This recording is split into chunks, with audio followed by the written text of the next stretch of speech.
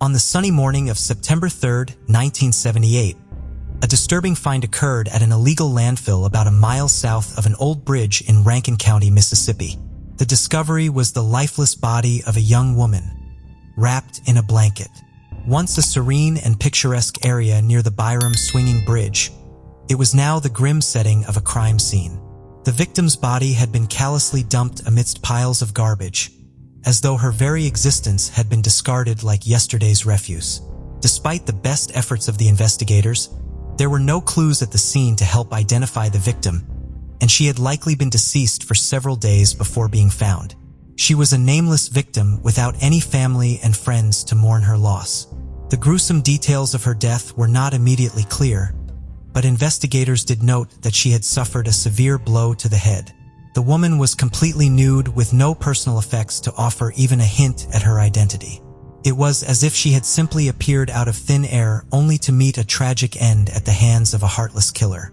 Who was she, and who could have done such a terrible thing to her? These were the questions that lingered in the minds of the investigators. It was difficult to imagine the pain and suffering the young woman had endured before her tragic end.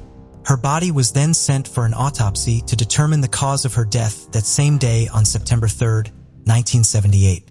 The mystery of the woman deepened as the autopsy report revealed that her cause of death was a severe head trauma. The examiners found no evidence of physical assault or sexual abuse, but they did find multiple abrasions on her face, arms, and back. Despite their thorough examination, they were unable to determine the exact circumstances that led to her untimely demise. The only clue they had was her age, which they estimated to be between 20 to 25 years old. The investigators were determined to bring justice to the unidentified victim found at the illegal landfill in Rankin County. The next day, on September 4, 1978, they scoured the area and started with knocking on doors and asking locals if they could recall any suspicious activity or out-of-the-ordinary occurrences during the time frame when the victim's body was found. But no one seemed to know anything about who this woman could be. So the investigators gave her a name, Mississippi Jane Doe. They continued to follow leads across the United States and Canada in hopes of uncovering her identity and pursue the case. But every avenue they explored hit a dead end. The case ultimately became cold and faded into obscurity, leaving behind unanswered questions and a sense of injustice for the victim. It would remain like this for over 4 decades. Finally, a glimmer of hope shone through in April 2021. The case was entered into the National Missing and Unidentified Person System, NAMUS, for help in the hope that someone, somewhere might recognize her and bring her identity into light. The case, known only as UP 79780, had stumped investigators for over 4 decades with no known missing person reports matching the victim's description. However, even with the help of advanced technology and the resources of the NAMA system, the woman's identity remained a mystery. It seemed like the case of the unidentified Jane Doe was doomed to be forever unsolved. But fate intervened when officials from Ohio contacted Rankin County Coroner David Ruth and his deputy Heather Smith about a strikingly similar case in their state which had been solved using genetic genealogy. Suddenly, the Mississippi officials found themselves reinvigorated and determined to finally get a step closer towards her identity. They filed a petition with the courts to exhume the victim's body, and after careful consideration of the evidence, Judge Dewey Arthur granted their request. The long-dormant case was about to be reignited, and the search for answers was just getting started. In April 2022, officials embarked on the mission to uncover the truth behind this decades-old mystery. With determination and a keen eye for detail, they carefully exhumed the body of the homicide who had been buried for over 40 years. Coroner David Ruth and his team collected and prepared the forensic evidence with meticulous care, knowing that it could hold the key to finally identifying her. Their mission was clear: to extract the DNA necessary to unravel the secrets of the past. In the heart of Mississippi, there was a philanthropist named Carla Davis who was committed to help solve the state's unsolved cases. With a passion for justice and a generous heart, Carlos stepped up to fund the exhumation of the unidentified woman and promised to continue funding the casework necessary to identify her. She knew that finding the woman's identity was the key to solving the case and bringing closure to the woman's family. Her commitment to justice and compassion for the victim and her family serves as a reminder that even in the darkest moments, there are still people out there fighting for what's right. Despite their best efforts, the first 2 attempts at DNA testing failed to provide any breakthrough in identifying the woman. However, Carla Davis and the tenacious Rankin County investigators refused to give up hope. They decided to turn to a cutting-edge laboratory with an impressive track record of solving complex cases, Othram. This forensic laboratory had already helped crack more than a dozen challenging cases in Mississippi, and they were up for the challenge of unlocking the secrets hidden within the forensic evidence of this case. With a renewed sense of hope, they embarked on a 3rd attempt determined to bring her identity forward. In a scientific breakthrough that breathed new life into the decades-old case, Othram Laboratories received a small vial of forensic evidence from the 1978 James Doe. Despite previous attempts at DNA extraction ending in failure, the Othram lab team were determined to crack the case wide open. And finally, they were able to produce a DNA extract that could potentially lead to solving the case. With the advanced technology of forensic-grade genome sequencing, Othram scientists delved into the DNA of the unidentified female homicide victim. The genetic code contained within her bones was like a puzzle waiting to be solved, and the team at Othram worked tirelessly to put the pieces together. Using their state-of-the-art equipment and expertise, they were able to unravel the mystery of her genetics and create a comprehensive genealogical profile. After the comprehensive genealogical profile was produced, Othram's chief genetic genealogist, Carla Davis, took the lead in searching for potential relatives of Mississippi Jane Doe, a Mississippi native dedicated to solving the state's unsolved cases. Carla was determined to bring closure to this decades-old mystery. She combed through public records, social media, and other sources to identify potential family members. After extensive research, Carla discovered a potential close relative of the victim. She was possibly the daughter of Mississippi Jane Doe. Additional DNA testing was conducted, and the results confirmed the investigative leads delivered by Othram. The mystery of the 1978 Jane Doe was finally solved, and her family could finally receive the answers they had been searching for. The identity of the long-unknown Jane Doe was finally revealed on February 12, 2023. The woman was no longer a nameless victim. She was Tanya Lee Wills Mullins, and she had been 22 when her life ended in such a tragic manner. Tanya, born on May 12, 1956 in Potter, Texas, was a child with a heart full of love and compassion. Her mother, Carrie Coffey, instilled in her daughter the values of kindness and empathy, which Tanya carried with her throughout her life. As a young girl, Tanya would often sing to soothe the souls of those around her, her angelic voice bringing comfort to all who heard it. These qualities of warmth and tenderness made Tanya a beloved figure among family and friends, and they remain an inspiration to all who knew her. When Tanya was 16 years old in the early 70s, she met Jim Mullen, who was a student at River Road Independent School. Tanya and Jim were just 2 young souls still in the prime of their youth when fate brought them together. They met in a small town of Texas where life was slow and easy, but love had a way of making things exciting. From the moment they laid eyes on each other, they knew that they were meant to be together. Tanya had always been a shy girl, but Jim brought out the best in her. His charming smile and easygoing personality made her feel like she was the most important person in the world. And for Jim, Tanya was the missing piece of his puzzle. He had never felt such a strong connection with anyone before, and he knew that he had to have her in his life. But their love was not without its challenges. Jim's family was not fond of Tanya, and they made their disapproval known from the very beginning. They saw her as an outsider, someone who didn't belong in their close-knit community. But Jim was not one to be swayed by others' opinions. He was determined to be with Tanya no matter what. Despite objections from their parents, the 2 lovers stood firm in their decision and exchanged their vows, determined to build a life together.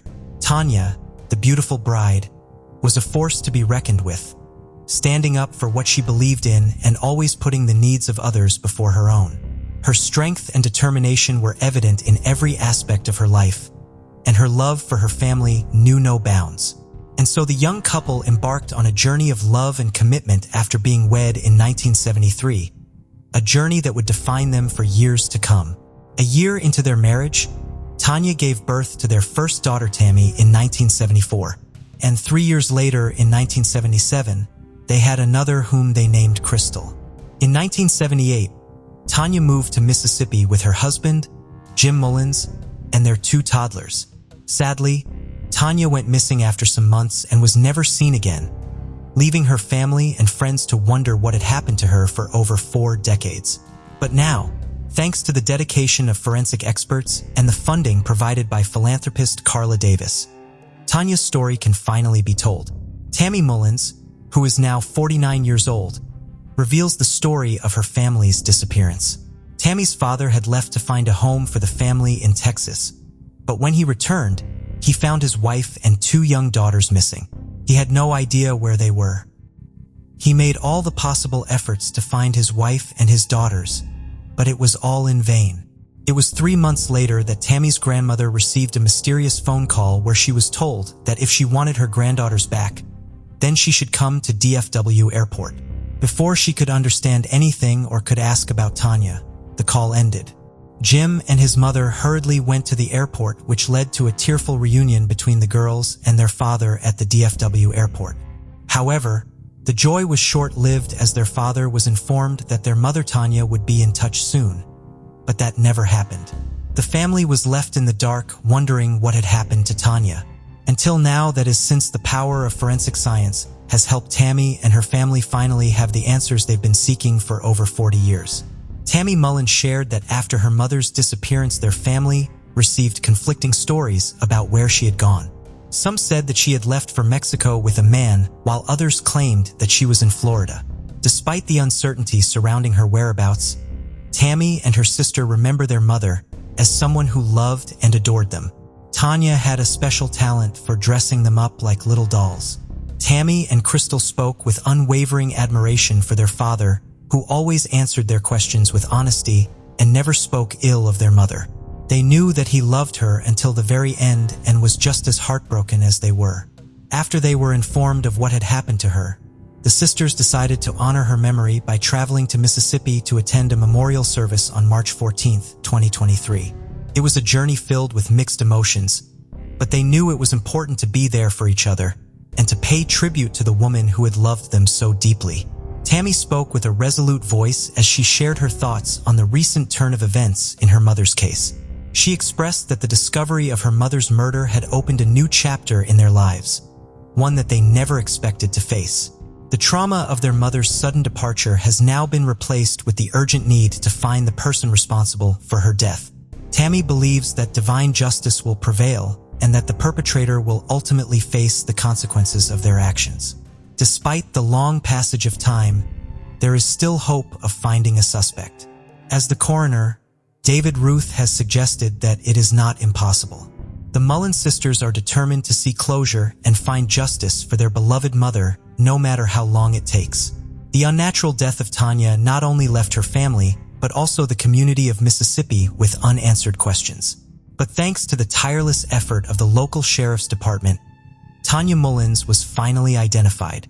Coroner David Ruth expressed his satisfaction with the outcome, saying that revealing the identity of the victim was the most rewarding thing to him. And the best part was that the investigation didn't cost taxpayers a single penny. Thanks to the generosity of Carla Davis, who funded the exhumation and forensic testing necessary to solve the case. It's heartening to know that there are still good people out there willing to help resolve these cold cases and bring justice to families like the Mullins.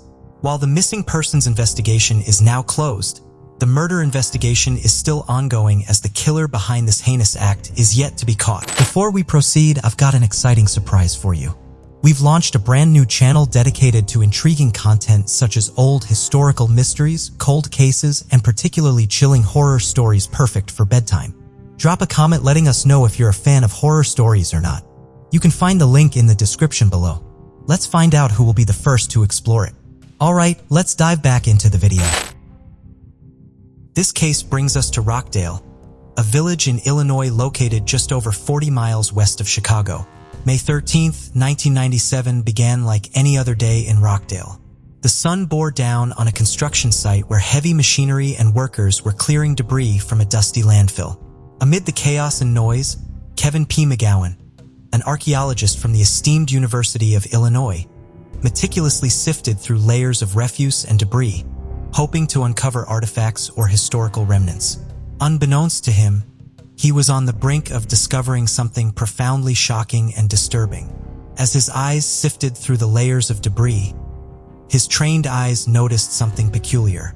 There, buried beneath the dusty landfill in Rockdale, Illinois, was a bone unlike any other in the pile. He felt a jolt of excitement as he carefully extracted it from the debris. His heart raced with anticipation. It was covered in dirt and grime, evidence of its long-forgotten existence. With a gentle hand, he wiped it clean, revealing its true shape and size. The bone seemed to tell a story of its own, whispering secrets of a time long past. But as he examined the bone more closely, he realized with growing horror that it was a human's bone. The archaeologist, along with his assistant, had stumbled upon the remains of a human body. According to the police, the remains were found at about 10:15 a.m. on September 3, 1978, several 100 yards northeast of Mound Road in Moan Avenue on the outskirts of Rockdale. As his discovery sent shock waves through the dusty landfill in Rockdale, he quickly called the sheriff's office and the authorities were quick to respond.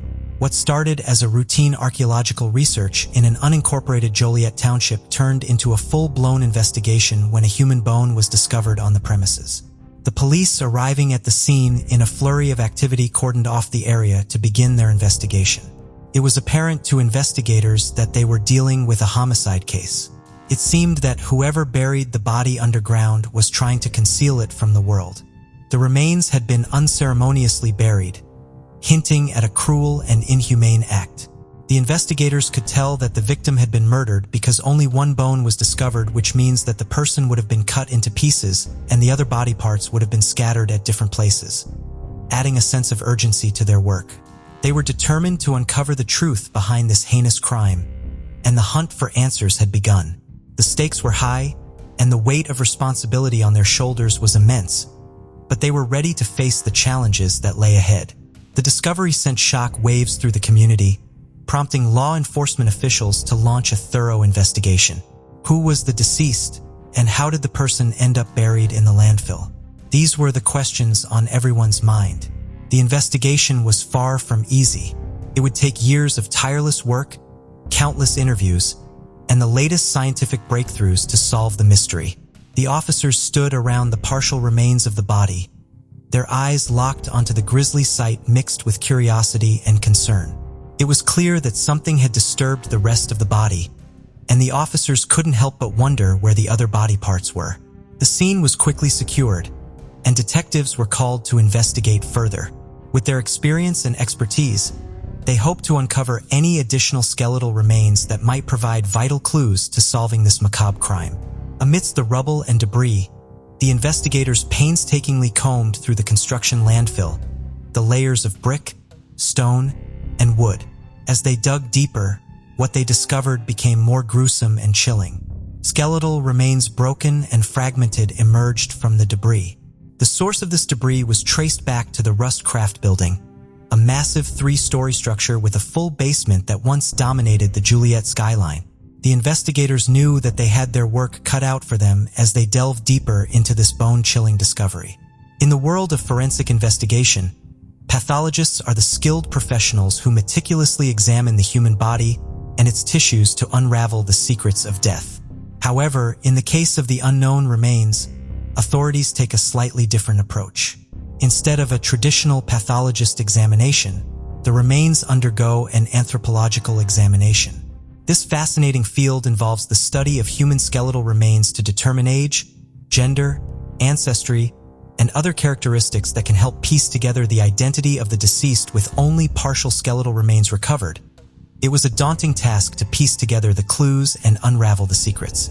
They managed to glean some fascinating insights into the life of these mysterious bone fragments, revealing a glimpse of the past and perhaps even unlocking some secrets of the person's untimely demise.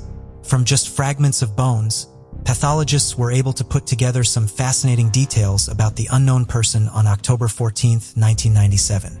The bones were of a woman. She was estimated to be in her youth, somewhere between the ages of 15 to 24 years old, with her entire life ahead of her. She stood between 5 and 5 foot 10 inches tall.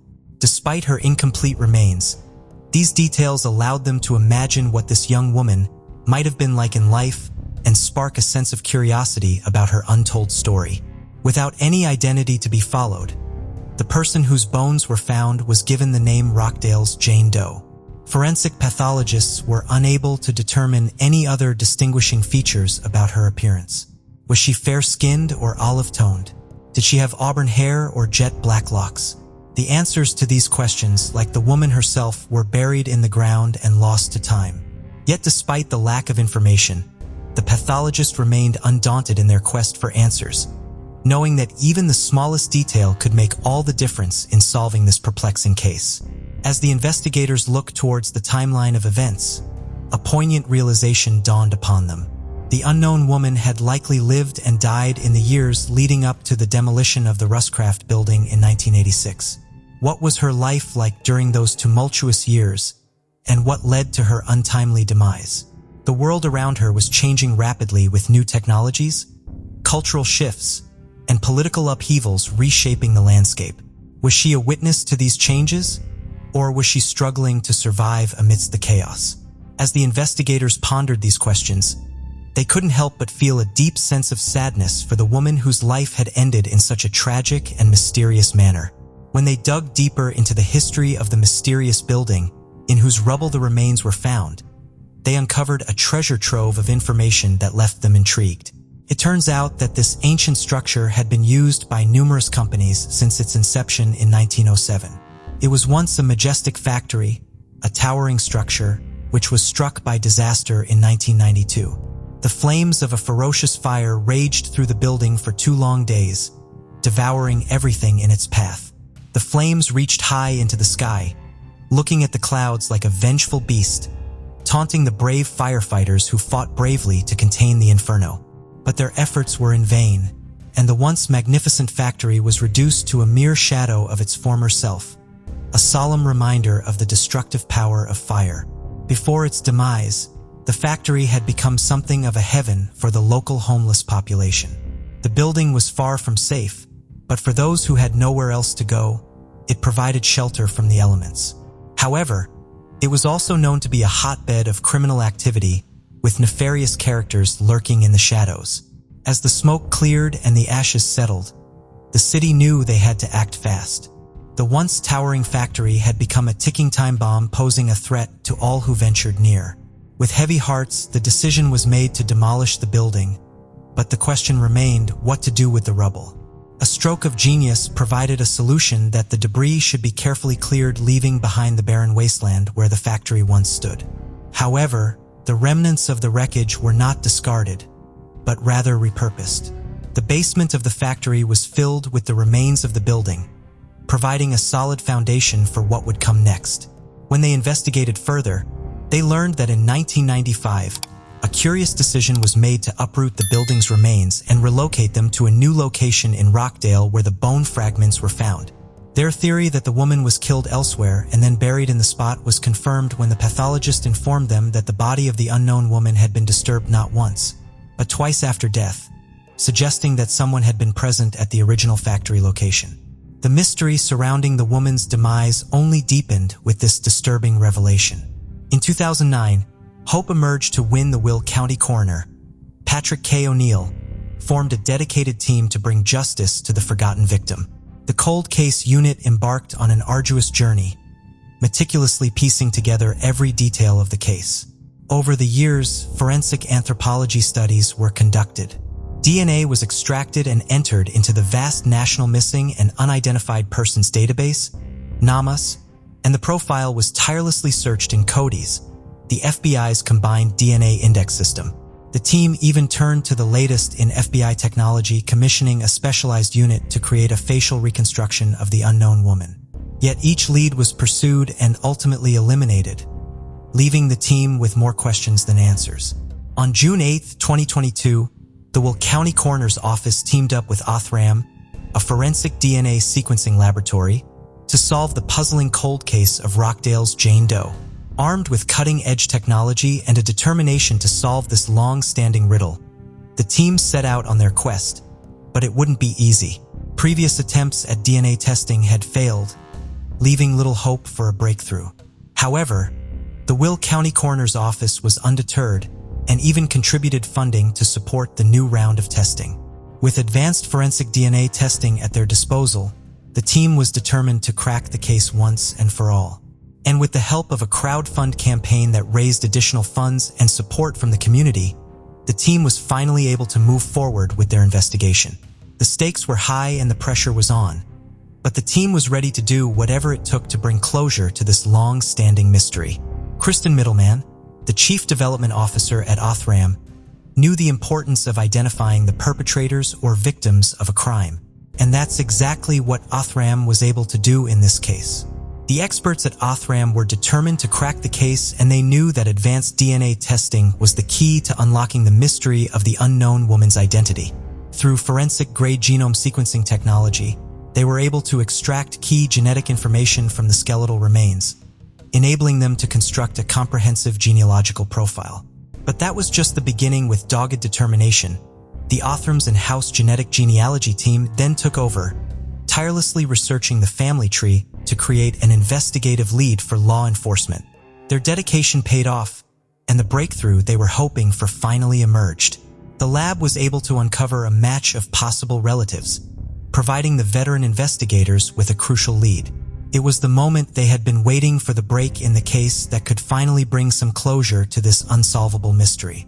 The investigation was far from over, but this breakthrough gave them renewed hope.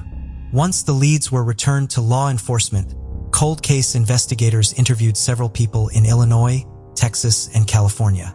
After years of painstaking investigation, the answers finally came to them.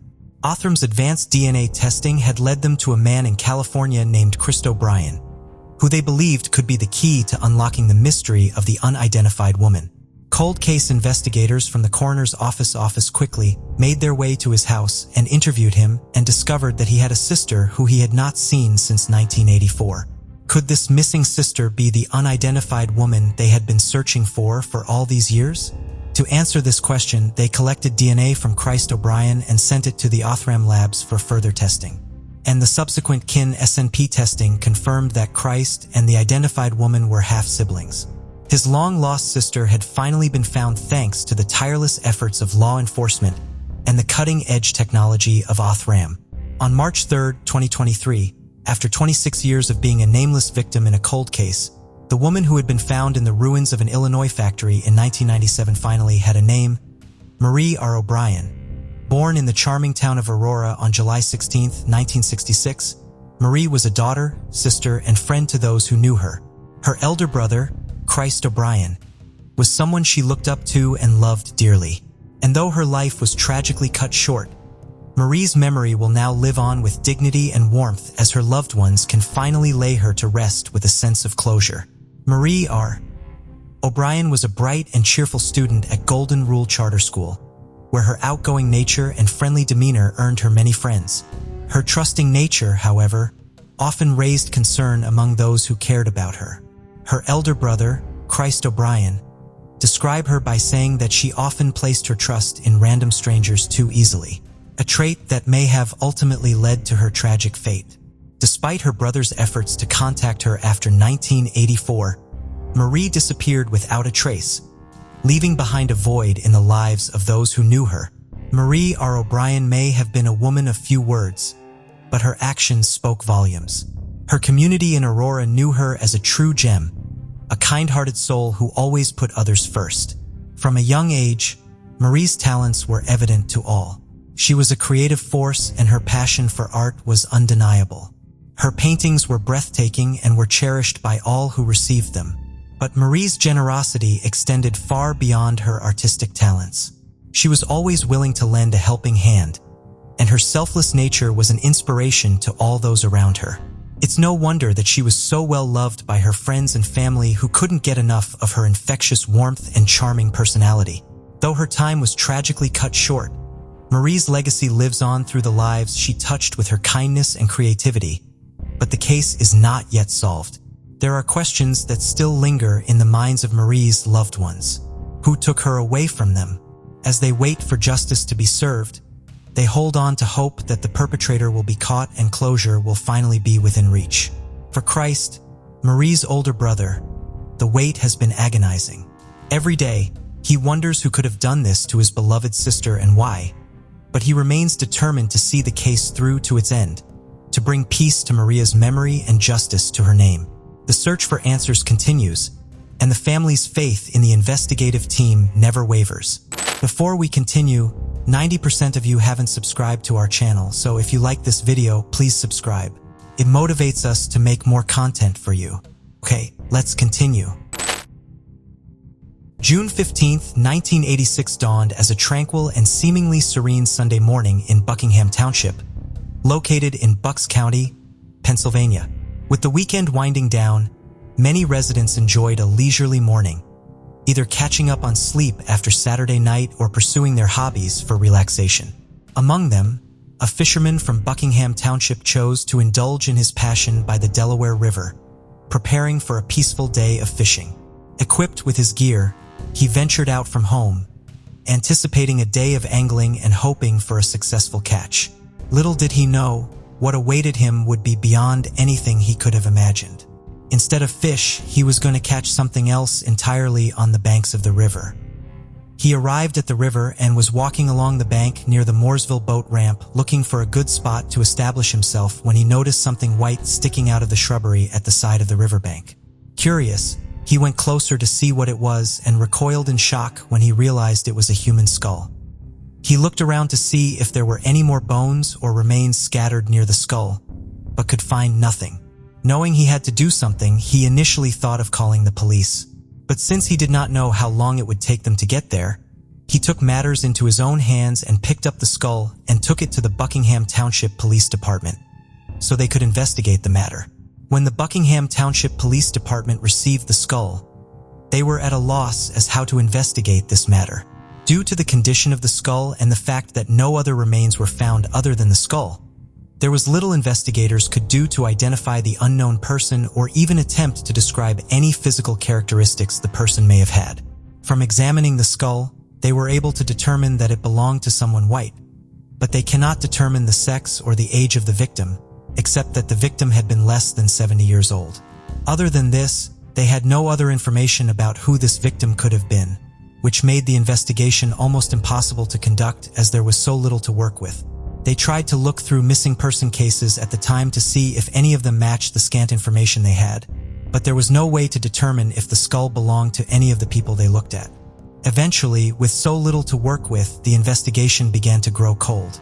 Since only a skull was found with no other remains, there was no burial held, and the skull was stored away as evidence as it was the only clue available to investigators at a time. They hoped that in the years to come with advances in science, the skull would be of use in the future. With no other leads to follow, the victim was classified as unknown, and the case went cold. In October 2019, 33 years after the initial discovery of the skull near the Delaware River, during the probe of a homicide investigation, Bucks County detectives took possession of the skull, but eventually relinquished it to the Bucks County Coroner's Office. Later that year, the Coroner's Office entered the skull into the National Missing and Unidentified Person System, NAMUS database, under the ID UP 62362.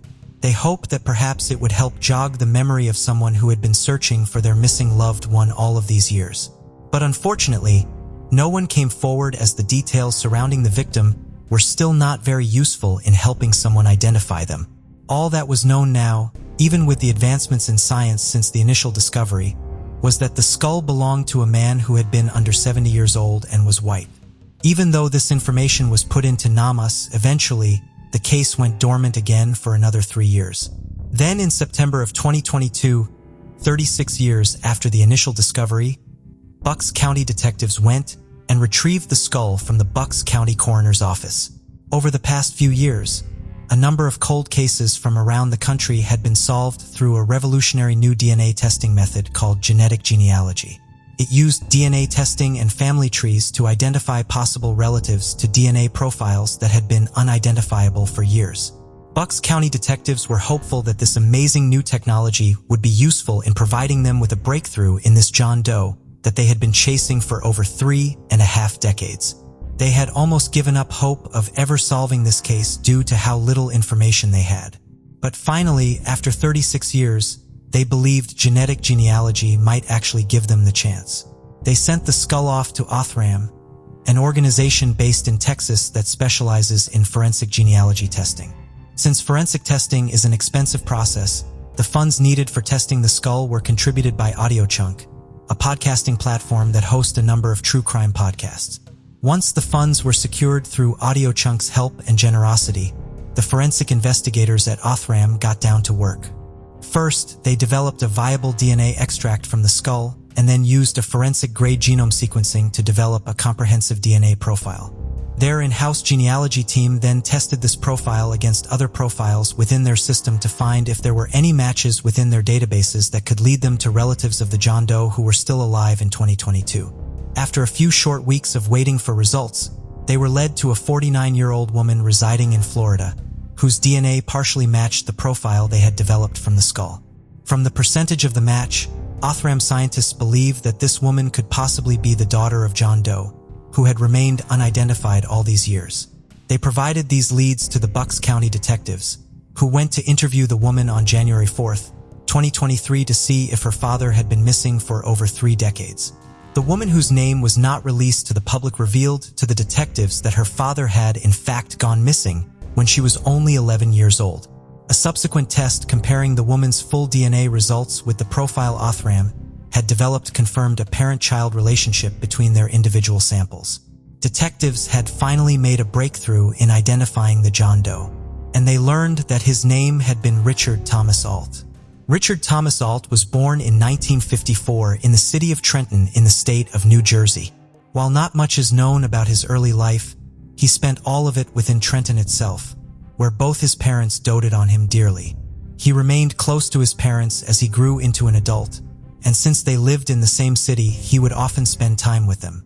Sometimes in his late 20s, he met a young secretary named Lori Sudam and was instantly smitten by her.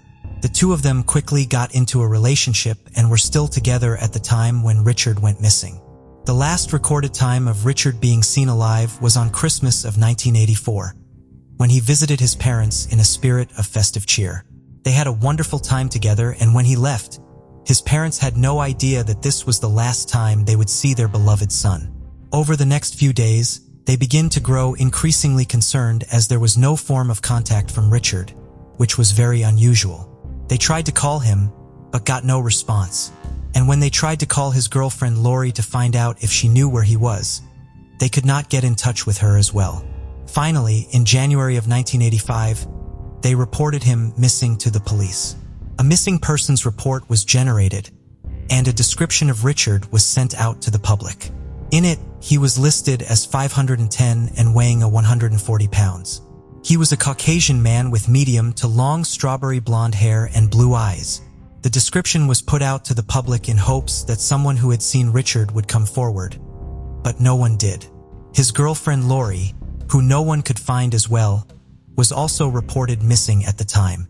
Sadly, 3 months later on April 20th, 1985, 2 men who were fishing from a boat in the marina on the Delaware River in Trenton found the body of Lori Sudman floating on the water. When they called the authorities, they were able to identify her using fingerprint analysis as her prints were in the system as she had been previously arrested for a drug charge. Her death was never solved and remains an unsolved homicide even today.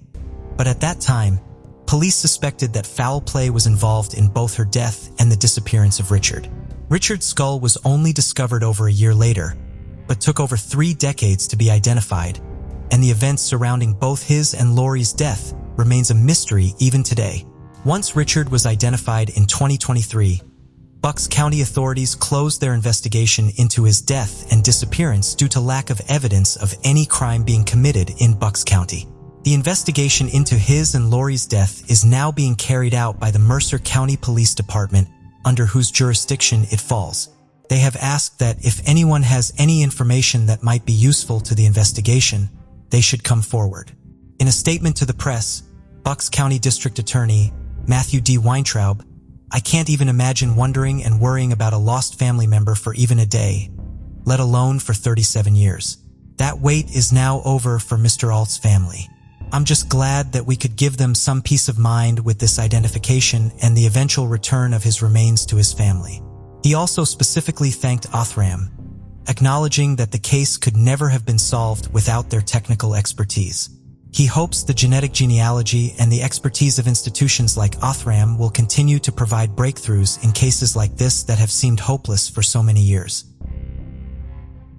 On March 27, 1998, a Lolita resident and his son were on a boat sailing down the Eel River in search of driftwood. Something strange attracted their attention near Cockrebin Island as they were navigating through the river's bends and turns. They initially assumed it was just another piece of wood entangled in a nearby tree's branches. But as they got closer, they realized they were witnessing what appeared to be human remains. They were horrified at their discovery and rushed to inform the authorities at the Humboldt County Sheriff's Office. The people of Lolita were shocked and dismayed as a result of this tragic day, which would never be forgotten and would always be a part of this small town's history. On hearing the news, the sheriff's deputies wasted no time in responding. They hurried by jet boat to the Eel River, unaware at the time that this case was going to stick with them for a very long time. They finally arrived at the location where the locals had reported the discovery. Their greatest fears were realized. The body of a man was found there, only partially clothed and in a stage of advanced decomposition. The deputies could make out that he was a white adult male despite a state of decay. But other than that, they had no idea who he was or how he got into the river. The deputies were shocked at what they were seeing, and even the most seasoned were taken aback by the state the body was in. They removed the body from the water right away, meticulously going through the clothing, hoping that they would find some scrap of information that would have allowed them to identify the deceased. However, they were disappointed when they found that there was no form of identification and no personal possessions. Basically, nothing that could have assisted in identifying the victim. The body was taken from the scene and brought to coroner's office for additional investigation. Although the results of the autopsy were disheartening, they provided the police with a place to start. The autopsy found that the individual had been in the water for a month before his discovery. And according to the coroner's report, the cause of death was that he had drowned. They were also able to find out some basic information about the man, including the fact that he was a white male adult, 5 foot 10 inches tall, about 170 pounds, and likely 35 to 45 years old. However, when they checked the database, this description did not match any reported missing persons from Northern California. Taking this into account, they began an investigation to find this unknown man's identity, and he was given the name of the Humboldt County, Jane Doe. As they attempted to solve the riddle surrounding the man they had discovered in the river, detectives felt a sense of urgency. Before they could figure out what happened before his death, they understood they had to learn who he was.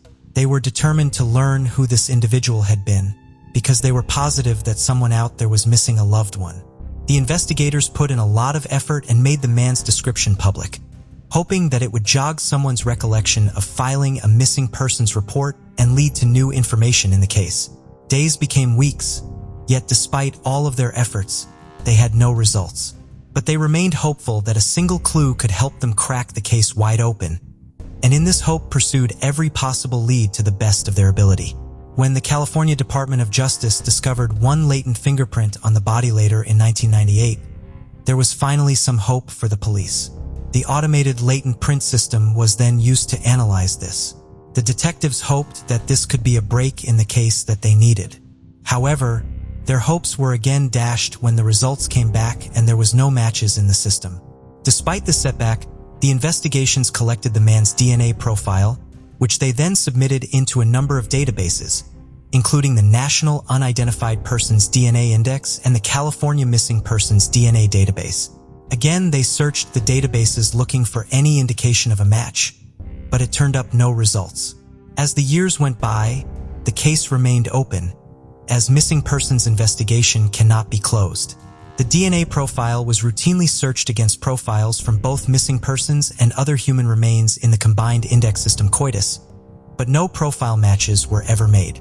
Over time, even though the investigation remained open, the case went cold. For 25 long years, the case lay dormant with no new information or leads for the detectives to follow. In December 2022, the sheriff's office partnered with a forensic genealogy company called Othram, which is based in Texas. The partnership sought to identify the man through the application of innovative forensic DNA testing. A sample of the man's DNA was submitted to the lab, where the group of specialists started carefully and meticulously examining it. By utilizing forensic-grade genome sequencing, a cutting-edge method, they were able to create a comprehensive DNA profile of the man. After obtaining the profile, their genealogy team used forensic genetic genealogy to provide leads for investigations. This innovative approach combined DNA testing with traditional genealogical methods to create family profiles. By studying the genetic makeup of a DNA profile and comparing it within the many profiles already in the system, researchers can determine whether there are any biological relations of the profile they are testing for within the system and the percentage of the match. This was the method they used to identify the Humboldt County Jane Doe. After months of agonizing anticipation, the authorities finally heard back from Othram with the results of the testing in middle of February 2023. According to the lab's analysis, it was very likely that the Humboldt County Jane Doe was the relative of a woman named Cheryl, who was living in Missouri at the time. Othram believed that Cheryl was likely Humboldt County Jane Doe's sister. The detectives from the Humboldt County Sheriff's Office then reached out to Cheryl and learned that she did indeed have a brother who had been missing for many years named Jeffrey Todd Cedos. Cheryl was shocked to hear from detectives about her missing brother after all these years. When the detectives from the Humboldt County Sheriff's Office went out to Missouri to interview her, she told them that she had been searching for Jeffrey for many years and had almost given up hope on ever finding out what happened to him. Cheryl also told detectives that Jeffrey had been born in 1963 and would have been 35 when his body was found in 1998. However, she told them that the last contact she or anyone in the family had with him had been many years before that, as they had not seen or heard from him since the mid-1990s. She told them that he had stopped communicating with her and all the other members of their family for reasons that were unknown to all of them. She had tried reaching out to him, but had never gotten a response. This is why they had never filled out a missing persons report about Jeffrey, as she and all of her family had thought his absence from their lives was an intentional choice that he had made.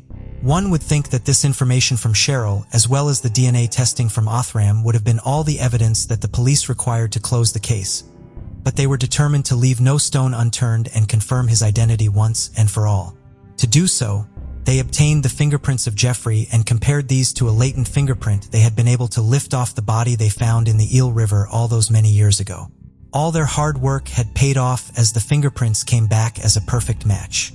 Finally, after 24 years, they knew for sure that Humboldt County Jane Doe was actually Jeffrey Todd Cedos.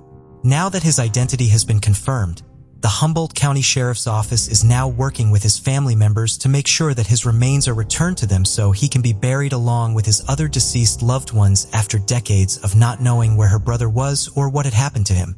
She thanked the detectives for their dedication to her brother's case and making sure that it was resolved after all these years. The Humboldt County Sheriff's Office thanked the California Department of Justice DNA Lab and Othram for their outstanding work and assistance in solving this case and providing the Cedos family some closure for their missing loved one. The Sheriff's Office still wants to know what happened to Jeffrey in his final days, as they have urged anyone with information about his last known activities or whereabouts prior to his death to come forward and report it. And this is where we end it, folks. We hope you enjoy the time with us today and learning about how genetic genealogy finally helped uncover the identities of these second Jane Does in 2023. We hope with these advancements in technology, more and more of these cases that have been dormant for years will be solved in the near future. In 1991, Patricia Moreno, known as Tricia to her loved ones, was a 17-year-old residing with her foster family in Malden, Massachusetts. By June of that year, she had been living in their Henry Street apartment for a little over 2 months, alongside her foster mother and 2 foster sisters. In the early hours of June 20th, police received a distressing call from Patricia's foster mother. Responding swiftly, they arrived at the apartment building and ascended to the family's 3rd-floor unit. There, they discovered Patricia on the fire escape, suffering from a gunshot wound to the head. She was found alone face down on the 3rd-floor fire escape landing, still breathing, but seriously injured in the middle of the night. Though she was rushed to the Massachusetts General Hospital immediately, she died approximately 12 hours later. When police spoke with the family, They determined that Patricia's foster mother, her 2 teenage daughters, and Rodney Daniels, the boyfriend of one of the daughters, were all home when the murder occurred. They all said they heard 2 gunshots, but none of them knew who pulled the trigger. Daniels, who was 18 at the time, stayed at the apartment occasionally. When speaking to the police, he claimed he was asleep in the living room when he heard the gunshots and ran out to the fire escape where he found Patricia. During their investigation, police determined the crime scene had found no signs of forced entry and no weapons or shell casings. They did, however, discover that Daniels owned multiple hands. They also found out that in the months leading up to Patricia's murder, she and Daniels had several unpleasant interactions, which included Daniels threatening her. Still, no arrests were made. Years passed without Patricia's family and friends receiving any closure. Then, in 2019, Middlesex County District Attorney Marian Ryan created a new cold case unit. In 2020, the unit was assigned to Patricia's case. Investigators reconstructed the scene at the apartment where they determined that based on Patricia's location, the shot had been fired from the doorway to the apartment. They started re-interviewing witnesses too, which included a resident of the building who lived above the family, but had previously been out of the country. According to the witness, they'd been woken up by a loud noise and looked to the fire escape, where they saw a man matching Daniels' appearance. With that information, the police obtained a warrant for Daniels and arrested him without incident on September 27, 2021. Daniels, now 48, living in Georgia, was indicted and arraigned on first-degree charges for the murder of Patricia Moreno. That same month, Middlesex District Attorney Marian Ryan and Chief Calvin Moelis of the Malden Police Department announced that Patricia's killer had been identified and charged. In a joint statement, they said, "We know that whenever we make these kind of announcements, it is bittersweet. Because on the one hand, we are finally able to hold someone accountable.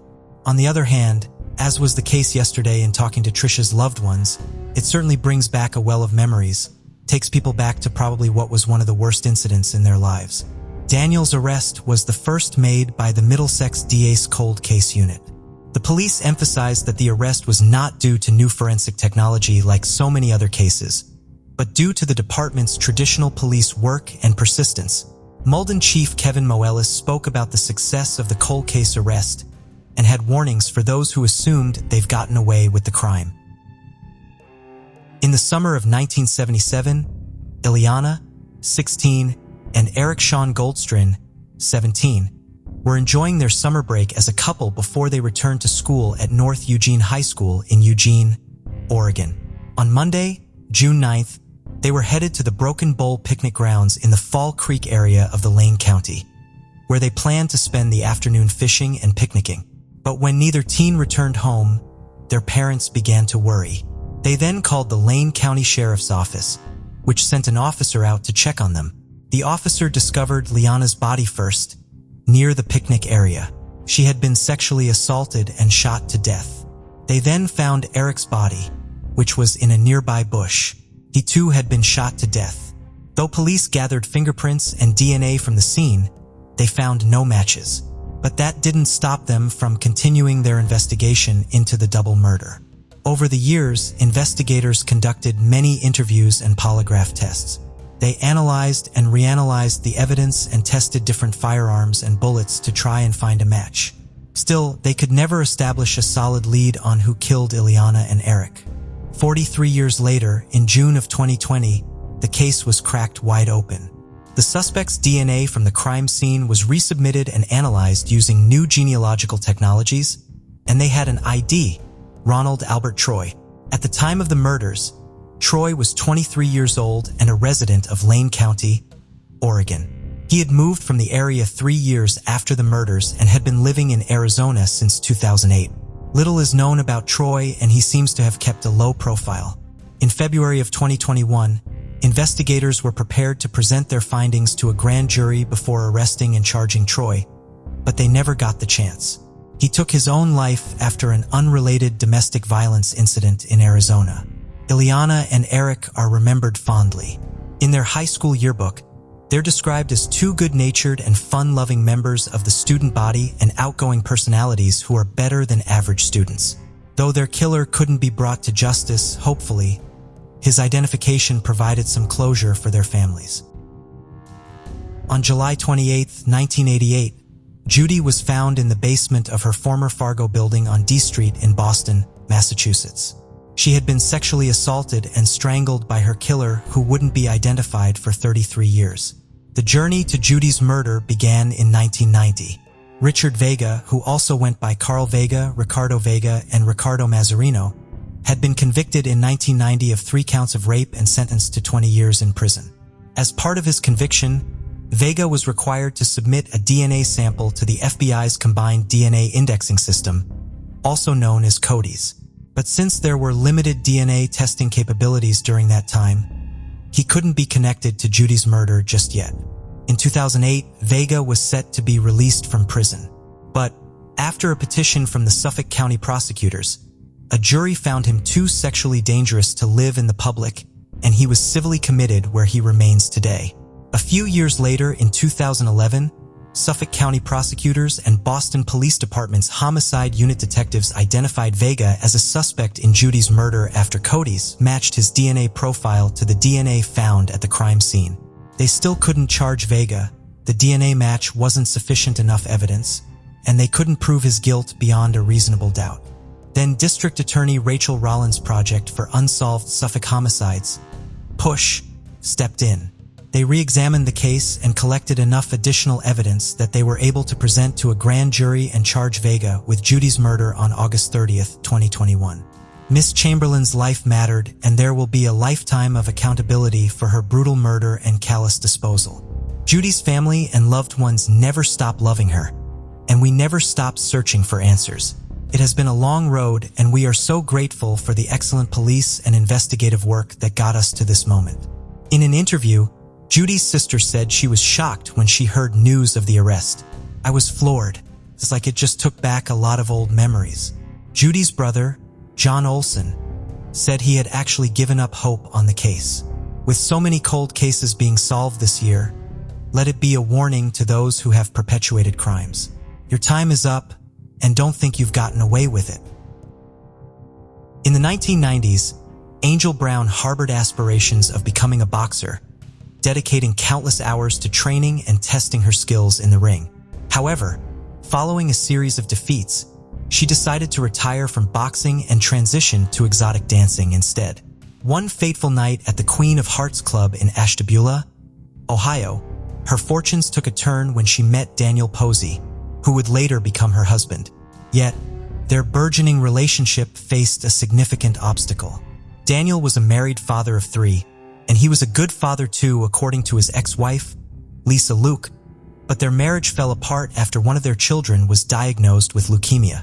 Then Lisa had caught Daniel having an affair. Daniel had visited Lisa and their sick child at the hospital, and he was dressed suspiciously well.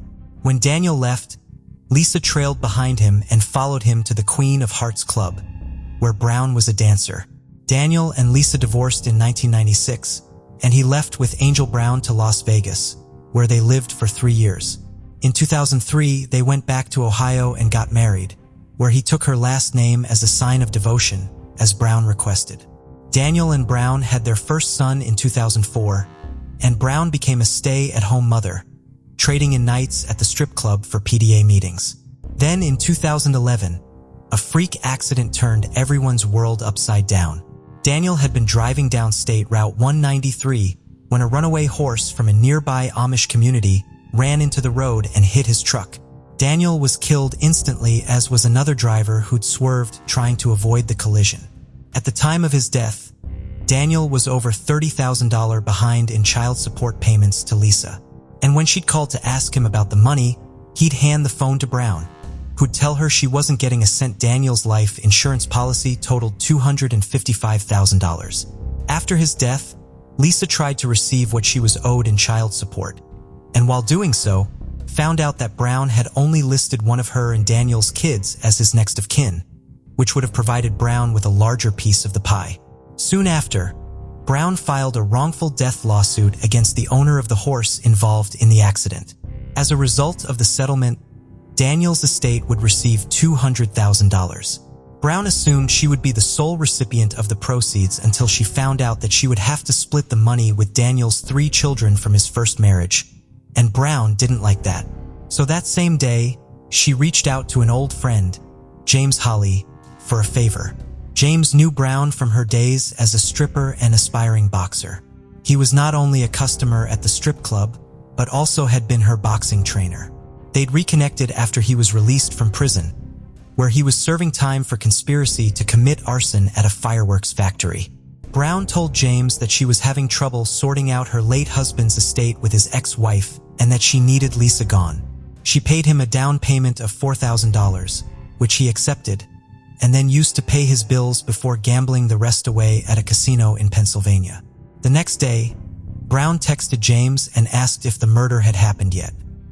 He told her it would be done that night, but instead, he made his way to the police and reported her to the Ashtabula County Police Sheriff, William Johnson. James told Sheriff Johnson that, of course, he never intended to carry out the murder-for-hire plot, but he worried that Brown would try to hire another hitman instead. While the police were interviewing James, Brown sent him another text calling up the murder. She told him to keep a $1,000 of the down payment for his troubles. As per police instructions, James called Brown back and told her he'd already spent the money and asked if she still wanted the murder done. "Go ahead and do it," Brown responded. Police then outfitted James with a hidden camera and sent him to Brown's house to discuss the deal. They met on her front porch, where she relayed her worries about being caught. She even patted him down looking for a wire. James later contacted Brown and told her he'd murdered Lisa, and when he asked what she wanted done with the body, Brown told him to make it disappear. Brown was arrested soon after. According to Detective Sean Ward, who transported Brown to the police station after her arrest, Brown repeatedly stated, "You don't understand why I did it. She was going to take everything from me." Brown told police that she never gave James any money to kill Lisa, and that she was only joking when she told James that she wanted Lisa dead. But police found evidence on Brown while they were booking her, including James' business card, a $2,000 money wrapper, and receipts from the bank totaling large sums. During the trial, Brown pleaded not guilty and claimed that the whole incident was misinterpreted by investigators and that the entire scenario was based on a $150 marijuana deal.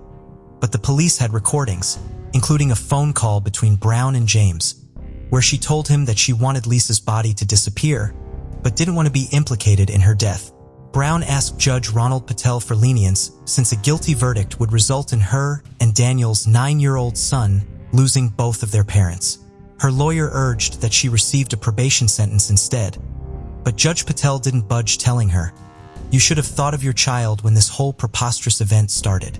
Your child was not your number one consideration." In August of 2013, after just 2 short hours of jury deliberation, Brown was found guilty on 2 counts of conspiracy to commit aggravated murder and was sentenced to 9 years in prison. The events took a huge toll on Lisa and her children. After learning about the murder-for-hire plot, Lisa obtained a permit for a handgun for self-protection and called the police multiple times when she feared people were lurking outside her home. Lisa said, "From the day the detectives showed up at my door and told me that a murder was planned upon me, my life has been terrible. I don't feel safe going anywhere." As it turns out, even prison couldn't keep Brown out of trouble. In 2014, while serving her time at the Maryville Reformatory for Women, Brown was accused of making threats towards a woman who was seeking custody of Brown's son. The woman claimed that she was receiving threatening letters from Brown saying, "Wait till I get out." The woman was also afraid that Brown would send someone to come after her. No further information about the incident has been released. Brown will be 45 years old when she's released from prison in 2022. Now for a look into what's been described as the dumbest hitman plot ever, which all began in October 2013. It started when a Chinese real estate developer, Tanya Mullins, wanted to get revenge on his business competitor, a man known as Mr. Wei. Wei had filed a lawsuit against Yui's company over a dispute around a development project, and Yui was allegedly scared of the money he'd lose during the court case, so he thought it would be easier to get rid of Mr. Wei altogether. To do so, he paid a hitman 2 million Chinese yuan to kill Mr. Wei, which at the time was worth around $282,000 US.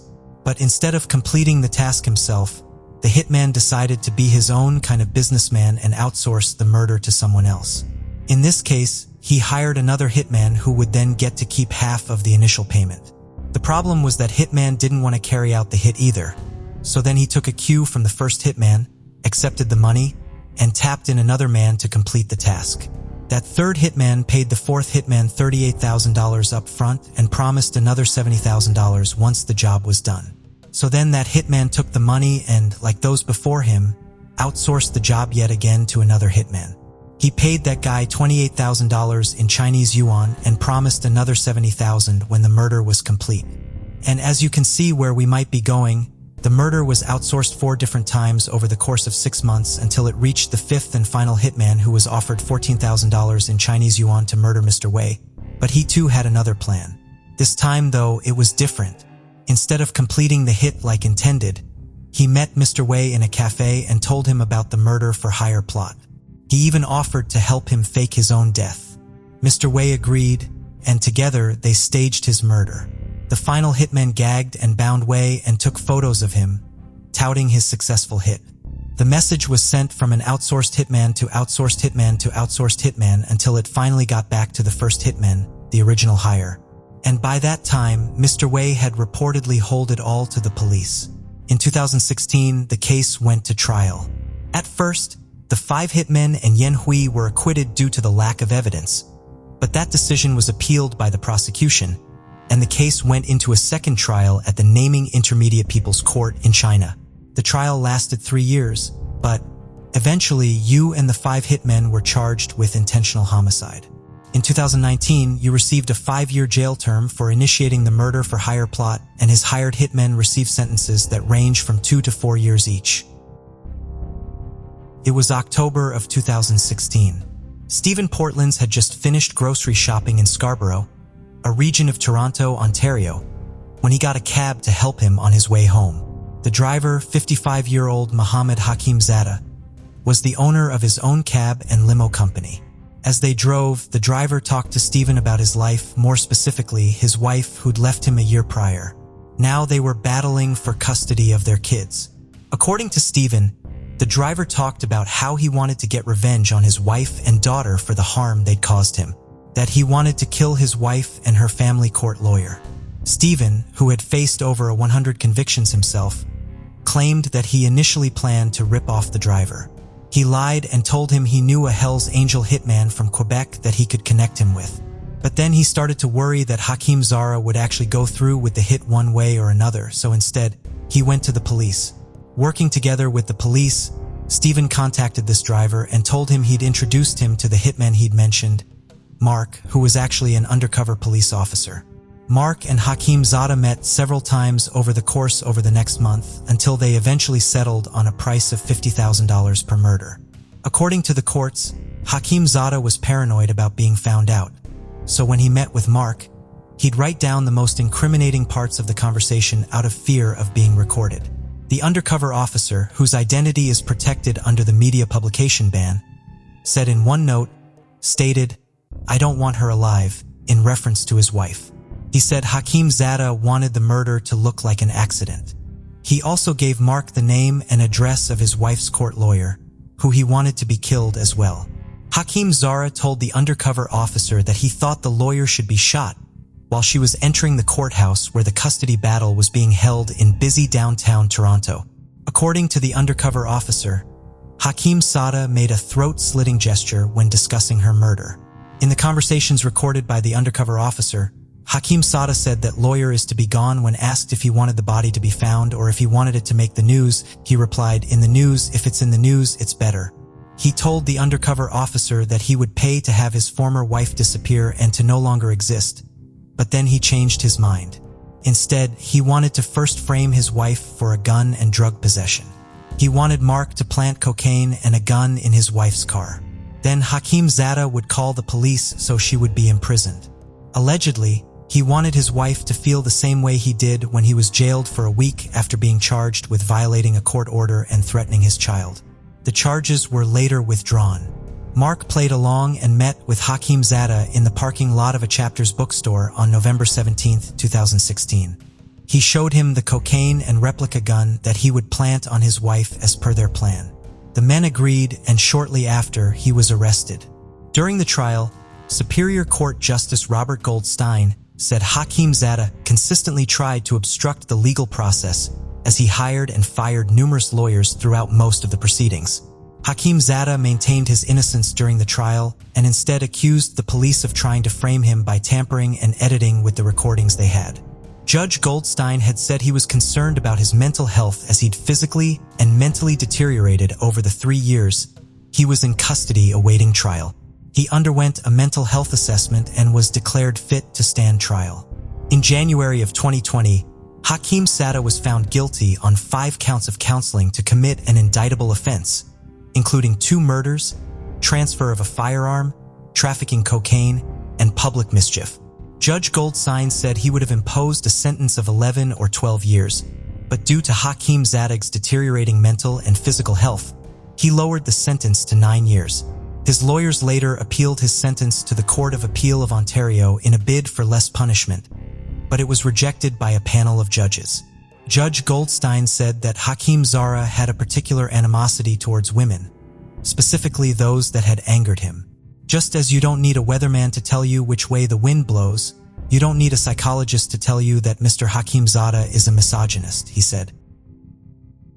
In August 2004, Marian Carver, aged 40, made arrangements for a 7-day Alaskan cruise.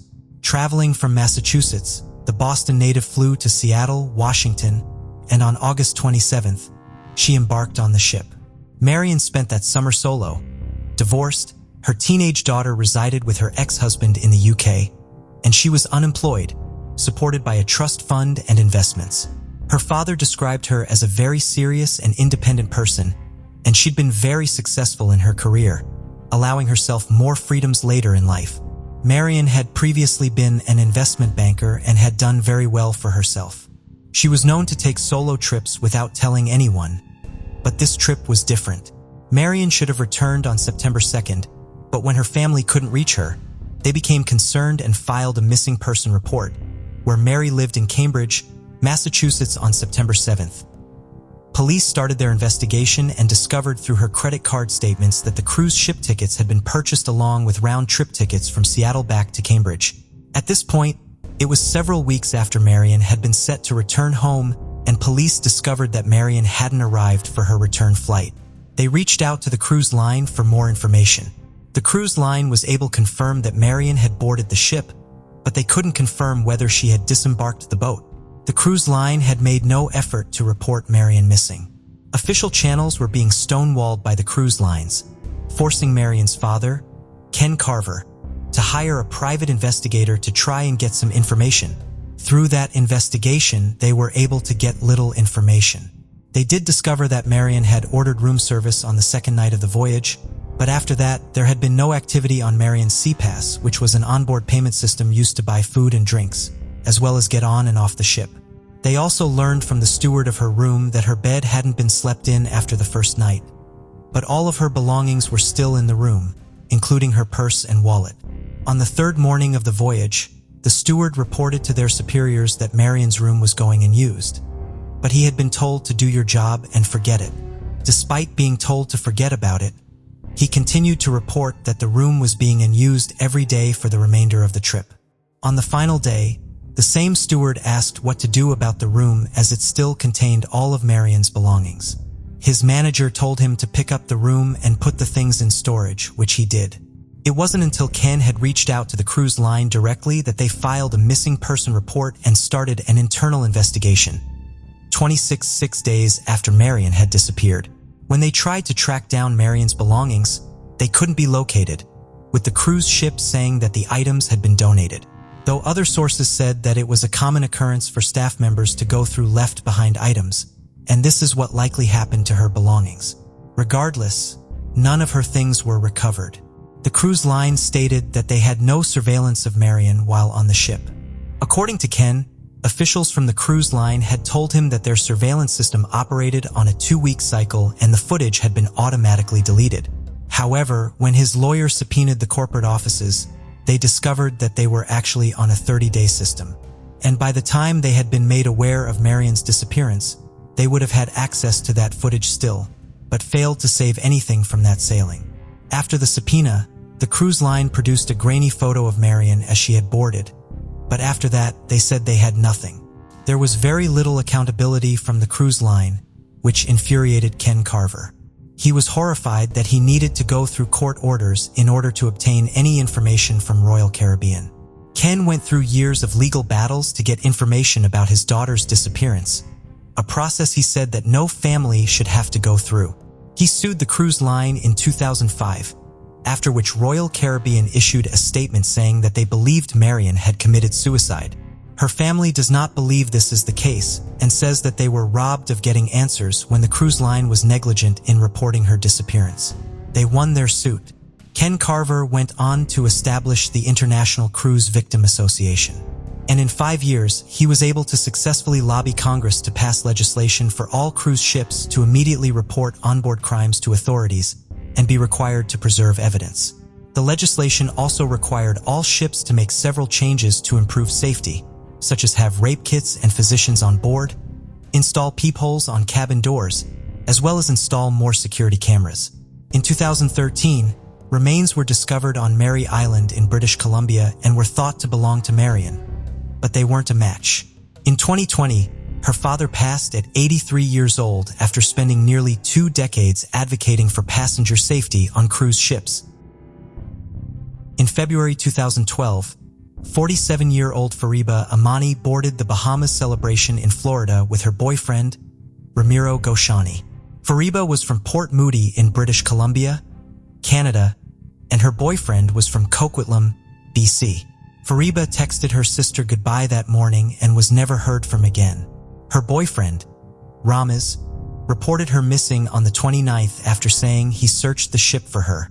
He said that they had watched a comedy show that evening and that he had planned to hit the casino. He said that he left for Eva at the cruise line gift shop where she was picking out souvenirs at 1 a.m. He said that he spent an unknown amount of time at the casino and wasn't sure what time he returned to the cabin. He said that he did notice Fariba wasn't in yet, but wasn't concerned and went to bed. He said he woke at 7 a.m. and saw that he was still alone, and then searched for an hour before alerting staff to his missing girlfriend. A search of the vessel concluded that Fariba wasn't there, and the FBI was alerted. The FBI searched the ship 36 hours after Fariba was reported missing, as well as the waters on the ship's route, but nothing turned up in the investigation. Fariba's family were quick to let law enforcement know what they knew about Ramez. The couple had dated for 8 months, and it wasn't an easy relationship. Fariba had told her sister that she thought Ramez was cheating on her and had considered hiring a private investigator. Family members noticed that Ramez was very domineering and controlling of Fariba, and she had also mentioned that she was scared of him and wanted to leave the relationship. Fariba's family had also never met Ramez and said that Fariba hadn't wanted to go on the trip due to her wanting to end the relationship with Ramez. But it said that they had bought and paid for the vacation months earlier, and she wanted to make the most of it. Fariba is a mother of 2 adult children. She is reported to not drink alcohol and had no reason to abandon her life. Initially, the FBI concluded that they didn't believe foul play was involved in Fariba's disappearance, but her family disagrees with that finding. Ramez was cleared of all wrongdoing by the FBI and was allowed to return to Canada. Fariba's family filed a missing persons report, but the RCMP has stated that there isn't enough evidence to investigate Ramez in the disappearance. Fariba's sister continues to advocate for her and hopes that one day there are answers. On March 21, 1998, Amy Lynn Bradley embarked on a week-long cruise aboard the Rhapsody of the Seas. The 23-year-old was accompanied by her parents and her brother, Brad, with the cruise being a perk from her father's job. While Amy's parents were excited to share the news of the all-expenses-paid Caribbean cruise, Amy herself had reservations about the trip. Despite being a proficient swimmer and a coach for lifeguards, she harbored a deep-seated fear of the ocean and boats, particularly uneasy about the vast, unfamiliar waters. Amy was sold on a trip by her family and looked forward to spending time with them and take a break from school. Amy was close with her family and had a close bond with her younger brother. Amy had even chosen to go to college close to home to be near her family. She was pursuing a master's degree in sports psychology. The family flew from Chesterfield County, Virginia to Puerto Rico and boarded the ship there. The first 2 nights of the trip, everything was normal. They were all having a blast exploring the amenities of the ship and enjoying their holiday. On March 23rd, the ship had a day stop in Orange's Tad, Aruba, and the family explored the area together. They returned that evening for dinner and then headed to one of the clubs on the ship. Videos from that evening show it wasn't very crowded and was a pretty tame affair. Brad said that they were dancing and having a few drinks, and they were with their parents after all. At 1 a.m., the ship departs Aruba en route to Carousel, and shortly after, the Bradley parents retired for the evening, leaving their adult children to enjoy their night without their parents. Amy and Brad went to one of the 24-hour nightclubs on board to see a show put on by the house band, the Blue Orchid. They danced for a few more hours, but went back to their room around 4 a.m. where they sat on their balcony chatting about the day until around 5 a.m. Brad remembered Amy mentioning she wanted to deboard in Carousel to purchase more cigarettes. Brad called it a night and left Amy, who said that she wasn't feeling very well and she wanted to sit outside for some fresh air. Brad told her good night and went to bed. At 5:30 a.m., Amy's father wakes up and sees Amy on the balcony still. He notes both of his children are safe in the room and goes back to sleep. They had plans to get up early that morning, have breakfast together, and then explore Carousel all day. He woke up 20 minutes later and notices the plastic chairs on the balcony were empty. Not alarmed initially, he got up and started to get ready. He assumed Amy had gone to get coffee, and he thought he would find her where they normally had breakfast. He looked around for Amy on deck, but couldn't find her. He searched the ship for an hour, and there was still no sign of his daughter. He went back to the room and woke his wife and Brad, who joined him in helping search the ship. After looking at all the usual places they expected to find Amy, they reached out to the crew staff. They begged the captain not to allow passengers to deboard until a complete search had been undertaken. The captain of the ship said that he would ask the crew staff to do an investigation, but he would not make an announcement or contain the ship as he didn't want to alarm other passengers. The Bradleys frantically searched the ship, hoping to find anything that would help locate Amy. None of her belongings seemed to be missing, and wherever Amy had gone, she seemed to be barefoot as her shoes were still on the balcony.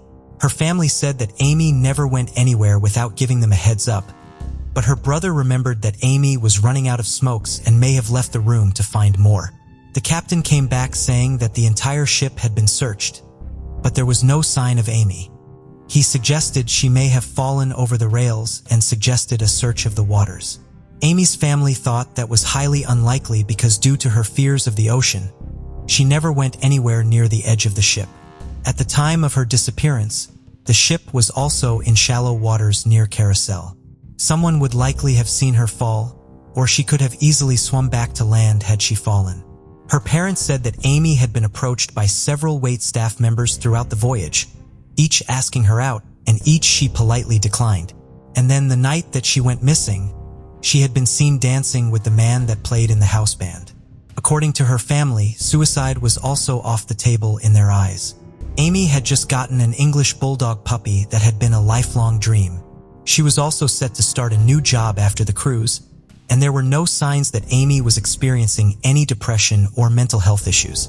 Members of the cruise line suggested that Amy had likely disembarked the ship that morning and could likely be in Carousel, and insisted that the family look for her there. They said that they would not hold the ship for one missing passenger and insisted they leave the ship to continue to search for her on land rather than stay on the boat. The family reluctantly disembarked, and they needed time to get in contact with the American authorities to get their help. Clearly, finding Amy wasn't in the best interest of the cruise line, and they were shocked and upset by their lack of concern. They watched that the ship departed the port, leaving them in a foreign country with no support and missing their daughter. The FBI took over the investigation and asked the family to get back on the ship. They also said that they would send agents to help search, but it had already uncovered that the investigation of the ship undertaken by the cruise employees had not been thorough, and there was a good chance Amy could still be on the ship. They flew to St. Thomas to reboard the ship on the next planned stop along with a team of FBI agents, but it was near the end of the cruise. On March 26th, 48 hours after Amy was last seen, the FBI starts her investigation on board. They also went around to other passengers with photos of Amy to see if anyone saw her that morning. The investigation starts to lead to clues. Several witnesses placed Amy with the band player that she had been seen dancing with at the nightclub the night she had went missing. Someone said that they saw her get into an elevator with him at 5:45 a.m., which, if accurate, would mean she left the room about 5 minutes before her dad had started to look for her. The man's name was Alistair Douglas, but was known as Yellow. The witnesses said that they had lined up to deboard the ship, and they saw Amy with Yellow. They said that they saw him hand Amy a dark-colored drink that could have been coffee or Coke when they disappeared from view, but Yellow came back 10 minutes later alone. This is the last unconfirmed sighting of Amy on the ship. There were several sightings of her over the years that leads the family to believe Amy was kidnapped and held captive in the Caribbean. The family was sent a photo years later of a woman in a brothel catalog, and experts believe that photo is of Amy. 2 Canadian tourists reported that they saw a woman matching Amy's description on a beach in Carousel that August, specifically remembering one of her tattoos. Amy has several tattoos: the Tasmanian devil dribbling a basketball on her left shoulder, a Japanese sun, a symbol on her right ankle, and a blue gecko lizard around her navel. She also has multiple ear piercings and her belly button is pierced, and she has a scar on her right shin. A member of the U.S. Navy also reported seeing Amy in a brothel in 1999. He said that he was approached by a young woman who said her name was Amy, and she was being held against her will. But he didn't report the sighting until years later, fearing he would be disciplined for being in a brothel while on duty. The last sighting was in 2005 when a woman said that she saw a young woman flanked by men in Barbados. She said that the woman was distraught and was being threatened. She said that she followed the young woman into the washroom, and there she said that her name was Amy and she was from Virginia and needed help. But before she could get more information, the men came in and dragged her out of the bathroom. This is a sketch of the men she saw that day. The Bradley family has a $250,000 reward for information leading to Amy's return. Additionally, the FBI has $25,000 for any information about Amy. Any sightings can be valuable in locating or solving what happened to Amy Bradley. Experts want to remind people to stay alert even while on vacation and not to take your personal safety for granted. Always let your loved ones know of your travel plans, and remember, it is always recommended to travel with someone else. Letting them know where you're going to be going and when you plan on returning. While on cruise ships specifically, if you're drinking, remember to have a sober friend, and don't take drinks from strangers, and be mindful of your surroundings. Russell and Sherry Parlier welcomed their second child, a baby girl named Ashley, into the world on October 16, 1983. From an early age, Ashley was known for her shy and reserved demeanor, coupled with a notable innocence and naivety. As she grew older, Ashley found it challenging to forge friendships, a trait noted by her older sister, Nicole Campan. Nicole remembered Ashley as exceptionally trusting. She said, "One of the biggest things I remember about her is she was so trusting and she really just saw good in people. She wanted people to be what she thought the world should be, and that was good." Ashley had beautiful brown eyes and brown hair, and her smile with crooked teeth was really pretty. Ashley also had a mild mental disability that made her function at the level of a teenager between the ages of 12-14. Despite her problems, she managed to live life enthusiastically. She graduated from Battle Creek Central High School and got a job at the nearest Taco Bell restaurant in the 800 block of Northeast Capitol Avenue. She wanted to get her own car, for which she had been saving up some money from whatever she earned at Taco Bell. But sadly, Ashley, a young woman who wanted the world to be a happy place, had tragedy waiting for her just around the corner. And despite her kind and gentle nature, the world was not kind to her. 21-year-old Ashley Parlier had a lean build. At about 5 feet 9 inches tall, she weighed only 100 pounds. So on June 12, 2005, when her parents noticed that she appeared to have a bump, they were noticeably worried. After all, Ashley was too innocent both by nature and in her mental capacity. They feared for her health, so they wanted her to see a doctor and get prenatal treatment if she decided to carry the baby. Ashley had a huge argument with her parents about the entire incident and left the house upset. She took off from her house in Bedford Township in the Urbandale neighborhood with no car, driver's license, cell phone, or credit card. However, she did have some cash amounting to about $700 with her. The family wanted to give her the time she needed to cool off, but Ashley never returned home. When minutes turned into hours and hours turned into days, the Parlier family panicked as they knew something was not right. Initially, they had believed that Ashley would spend a couple of days at one of her friend's house and cool down and then return home to them. But when she hadn't returned after multiple days and they were unable to get in touch with her, they were left with no choice but to report her missing to the police. The police did not have much evidence to work with or leads to follow, so they released Ashley Parlier's picture to the public along with her physical description in the hopes this would help them generate some leads. Along with her physical description and weight and build, they also released details of the outfit she was wearing when she went missing. She was last seen in a checkered shirt and a pair of blue jeans paired with brown leather sandals. It was not long after the police got numerous tips about sightings, especially in the Houghton Lake area. The family heaved a sigh of relief.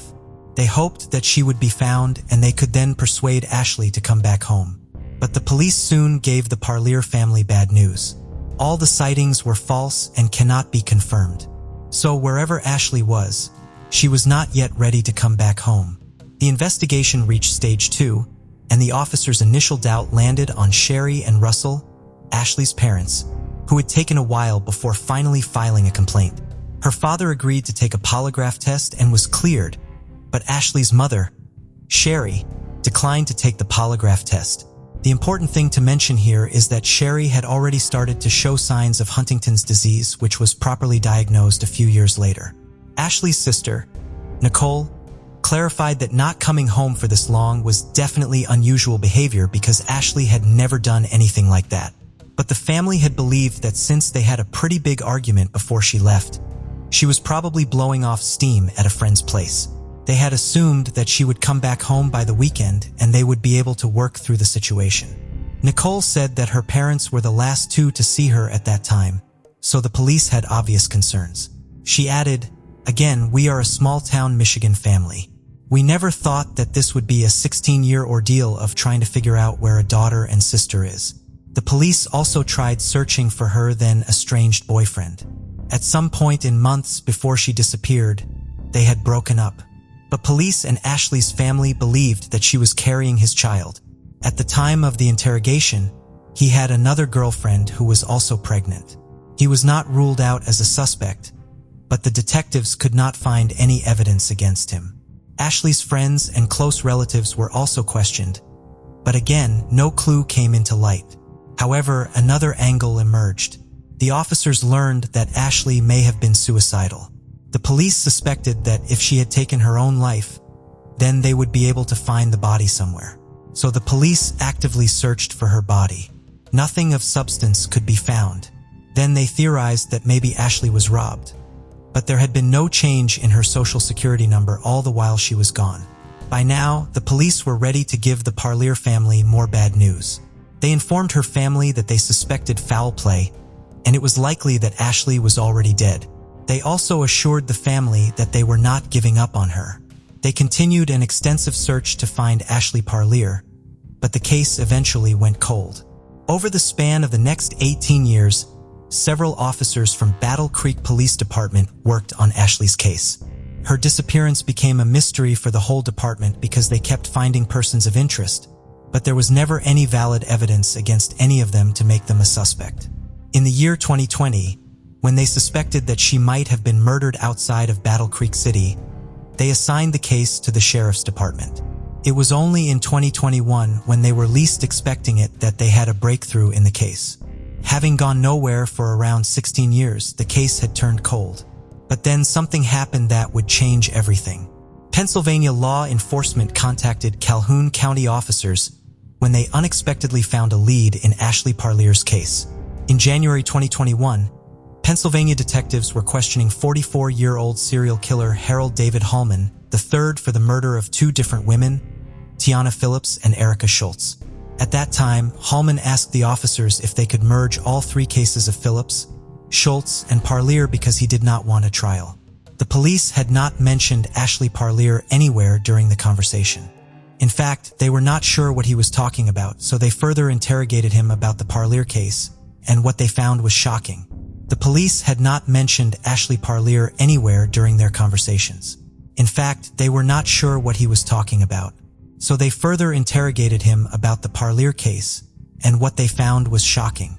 It was not just a lead, but a full-blown confession. The detectives immediately got in touch with the Calhoun County Police Department to inform them about the new development in the case. When Calhoun County PD took over, their investigative efforts revealed that Homan had lived in Battle Creek between 2002-009, and he had been in touch with Parlier. Police learned that Homan had been in contact with Parlier after Ashley had the argument at home. She visited him at his home in Emmett Township, Michigan. Ashley told him that her parents wanted to get a pregnancy test. Later, Ashley and Homan ended up in an argument. So Homan knocked her unconscious after assaulting her, and then took her to the Pennsylvania hills where he bashed her head in with a piece of wood until she did not move anymore. He also informed them that he'd left Ashley somewhere in the northern part of Newton Township and then gotten rid of his bloody clothing. Harold David Homan III was born on November 29, 1978. He had been living in Germany with his father in his early teens until he was a young man, but then his father left for Turkey, and Homan stayed behind to live with his girlfriend. At that time, he appeared to be a normal young man. Nobody would have guessed that he would have grown up to be a serial killer. The first time Homan took someone's life was when he was 20 years old. Joseph Whitehurst, a 21-year-old son of an Air Force colonel, was living at a military base in southwest Germany. On May 30, 1999, he disappeared and was found outside Ramstein Air Base a few days later. He had been bludgeoned to death using a club that was found at the crime site. When German police captured Homan for an unrelated crime, he confessed to killing Whitehurst when he had started dancing around the campfire. Homan said that he felt threatened by Whitehurst, so he attacked him first. Homan also told the police, "It was the biggest rush I ever felt. Like your whole body, to this day, I don't know how many times I hit him and then I was gone." Despite his confession, he was only sentenced to a 6-year term at a German reform school. According to German law, a person below the age of 21 has to be tried in a juvenile court. Besides, Homan was also diagnosed with schizophrenia at the time, which led to a more lenient sentence. He then came back to America and lived near Battle Creek Lakeview and the Fairfax Addition in Emmett Township and was employed as a truck driver. It was around this time that he seemed to have a huge role in the disappearance of Ashley Parlier in 2005. Later, on June 13, 2018, a mother of 2 children, Tiana Phillips, disappeared. When he was finally under arrest 3 years later and police were interrogating him, he confessed that he hadn't actually wanted to murder Phillips specifically, but he wanted to kill again. Erica Schultz had doubts about meeting a person she had online conversations with. She knew him as Dave. On December 6, 2020, Erica was reported missing. Erica had autism and was a woman of habit, so when she did not show up, the police checked her phone records and connected Homan to her murder. In his confession, he casually mentioned that killing Erica Schultz was like just another day in the park for him. When he was arrested, he was found along railroad tracks in Duncan, Pennsylvania with a self-inflicted wound. He believed he needed to die for his sins. When Homan was receiving treatment in the hospital, he admitted to killing Schultz and Phillips.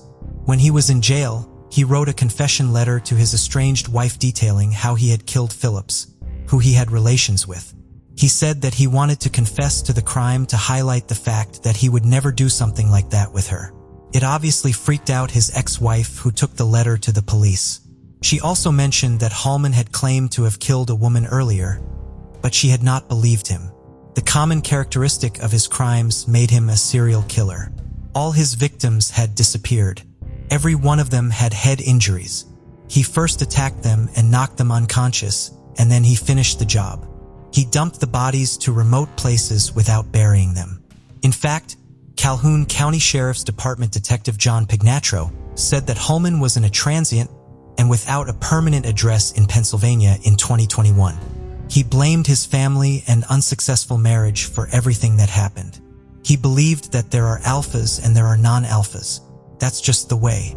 There's the master and there's a submissive, or whatever you want to call it. That's the way life's built. So when his wife didn't submit to him, he had to look for that dynamic in extramarital affairs. After Parlier's death, Homan researched serial killers. When he was asked about which homicide he remembered the most, he consistently answered that he remembered them all with vivid details of what he did to them. Police were sure that he was a serial killer who had to be taken off the streets immediately. In fact, Homan admitted that he hadn't been caught, he would have killed again.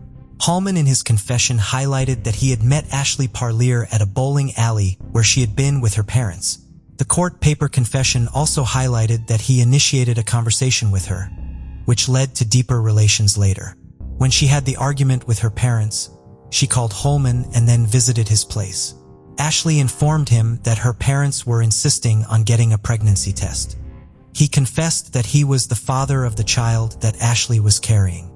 He got enraged by their subsequent argument and knocked her unconscious.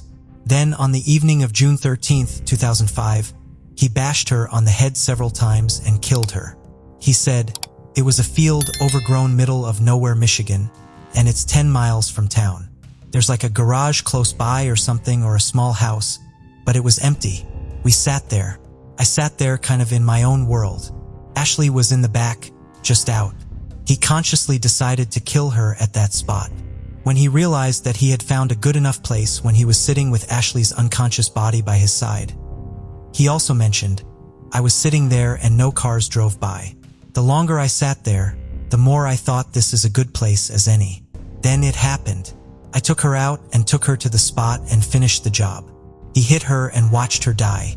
Once he was sure that Ashley was no more, he went home and took a shower.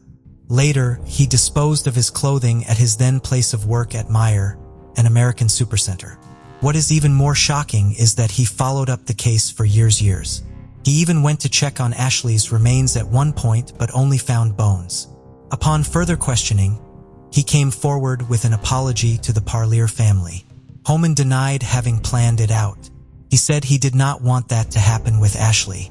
He went on to say that he regretted Ashley's murder more than any of them.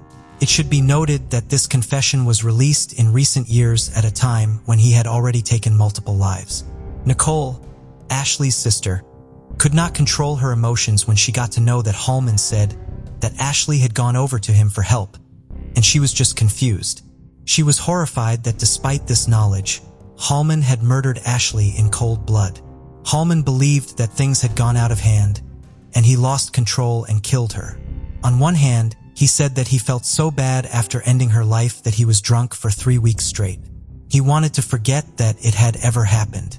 On the other hand, he explained the entire killing process gave him a kind of ultimate adrenaline rush that could be compared with nothing. Nicole was disheartened to know that his apology was just another way of showing his heinous act off. She said it was really hard for them not knowing. "My mother, her Huntington's, progressed very quickly due to grief and depression. My father was the same. Being a parent myself, I know what they were going through. It's hard to understand what type of person could do that. I could never imagine wanting to hurt someone that badly." Homan accepted that he could say no words to comfort the family, but he would be willing to beat up with a log if they wanted to do that. Nicole was not happy with the apology. She not only lost her sister, but also lost her parents, who died in grief and confusion. She believed that Homan took more than just Ashley's life, and it was the truth. The number of people Harold Homan had killed was more than just the number of his direct victims. Many of his victims' loved ones had passed away never knowing what happened to their family. Nicole made a social media page with the name, "Bring Ashley Home," through which she got in touch with the older sisters of the other Pennsylvania victims. They believe that they are bonded by sadness and have developed friendships. She said that the other older sisters of the other Pennsylvania victims are going to join Nicole when she gives her victim impact statement on behalf of the whole Parlier family on April 10th at Homan's trial. She said, "We're going to remember our sisters. We're going to remember Ashley and Tanya and Erica and not him. We're going to remember how they were good people who loved and were caring, and he's just going to rot. It had been 18 years since Ashley left her house after arguing with her parents. She never returned home. After what happened to her, the police were determined to bring her back home. They turned over every stone possible to find answers over the years. So when Harold Homan came forward with the confession, the police wanted him to show them the place where he had left Ashley's body.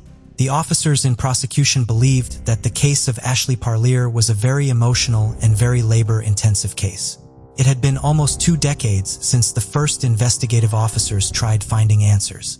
Over the years that followed, multiple detectives were assigned to the Parlier case when they couldn't find the answers within the city. They even traveled across the country to locate potential witnesses and find necessary evidence against the culprit. Sheriff Steve Hinckley informed the media in March that the officers had traveled to California, Maryland, and Pennsylvania to investigate Parlier's case. Calhoun County Sheriff's Department, Detective John Pignatro, Detective Dave Haminga, and Detective Sergeant Chris Suarez of the Michigan State Police were part of the investigation team. Homan led the police to a wooded area at a 6.5-mile road in Newton Township, which is south of Battle Creek. Almost 24 officers searched for Ashley's remains on March 30th, 2022. After they carried out the search for several hours, they could not find her body. People residing in the area informed the media that at the time of Ashley's disappearance, the area used to be farmland. But within a few years, the entire area was divided up and sold to different property owners. All the efforts by the officers went in vain. Homan admitted that after all these years and the development that had happened in the area, he could not properly place where he had left Ashley. The police are still on the hunt to find Ashley's remains. Unsurprisingly, the man who had already killed 3 women and possibly more was afraid to get the death penalty. He was sentenced to 2 terms of life in prison. He was not granted any form of parole. In February of 2023, Homan pleaded guilty to the second-degree murder of Ashley Parlier. He agreed to help Calhoun County Police find the remains of Ashley in the area where he allegedly disposed of her. It is part of the plea deal with the Luzerne County District Attorney's Office in exchange for not receiving the death penalty. He faces up to another life sentence in prison and is scheduled to be sentenced in April 2023. The Calhoun County Sheriff is still looking for any information that would be useful in Ashley Parlier's case and finding her body. If you know something, then contact the Office of Calhoun County Sheriff at 269 to 78,108.80. Every minute is difficult when a loved one goes missing. Imagine 18 years of hurt, grief, and sadness with only a tiny sliver of hope that someday they could return. Imagine the confusion about whether to keep waiting or just leaving the saddening experience behind. Ashley's parents, Sherry and Russell, died in the spring of 2020 without ever knowing what happened to their daughter. Imagine the pain and the agony they suffered in the end when they realized that they would never get to know what happened to Ashley, especially since she had left the house being angry with them. Imagine how they had to live their lives when everyone from true crime enthusiasts to police to the media had active suspicions against them about the disappearance of their own daughter. But Ashley's story finally received closure. Even if it was after 18 years, she may have not come home yet as the police are still trying to find her remains. But at least her family knows what happened to her. On March 13, 1981, during a routine city cleanup operation, a Department of Transport worker was clearing concrete culverts along Interstate 90 off Highway 23 in Beaver Creek Township. While raking away debris, he made a startling discovery: skeletal remains. The worker promptly alerted his supervisor, who then contacted the police. Upon arrival, law enforcement sealed off the area and conducted interviews with everyone present. The supervisor informed authorities that the culverts were cleared annually, with the last cleanup having taken place on October 21, 1980. Investigators surmised that the body may have been dumped in the culvert anytime between October 1980–1981. Forensic technicians and crime scene investigators removed the body and worked to collect any possible clues that may have been left behind. The body was transported to Ramsey County Medical Examiner's office. Identifying the Jane Doe proved to be a difficult task for the medical examiner. The body had been badly decomposed and was barely recognizable. From what remained of the near-complete skeleton, the coroner determined that John Doe to be a white male between the ages of 30 to 50 years old. His estimated height was between 5 feet 6 inches to 5 feet 8 inches. There was no way to determine weight, hair, or eye color given the condition of the body, nor were there any distinguishing birthmarks or tattoos. The cause of death was listed as a homicide, with the coroner remarking that there was a possibility the victim had been shot. There had been a wound to the skull that was consistent with a small caliber gun, but no gun or shell casing was found in the area.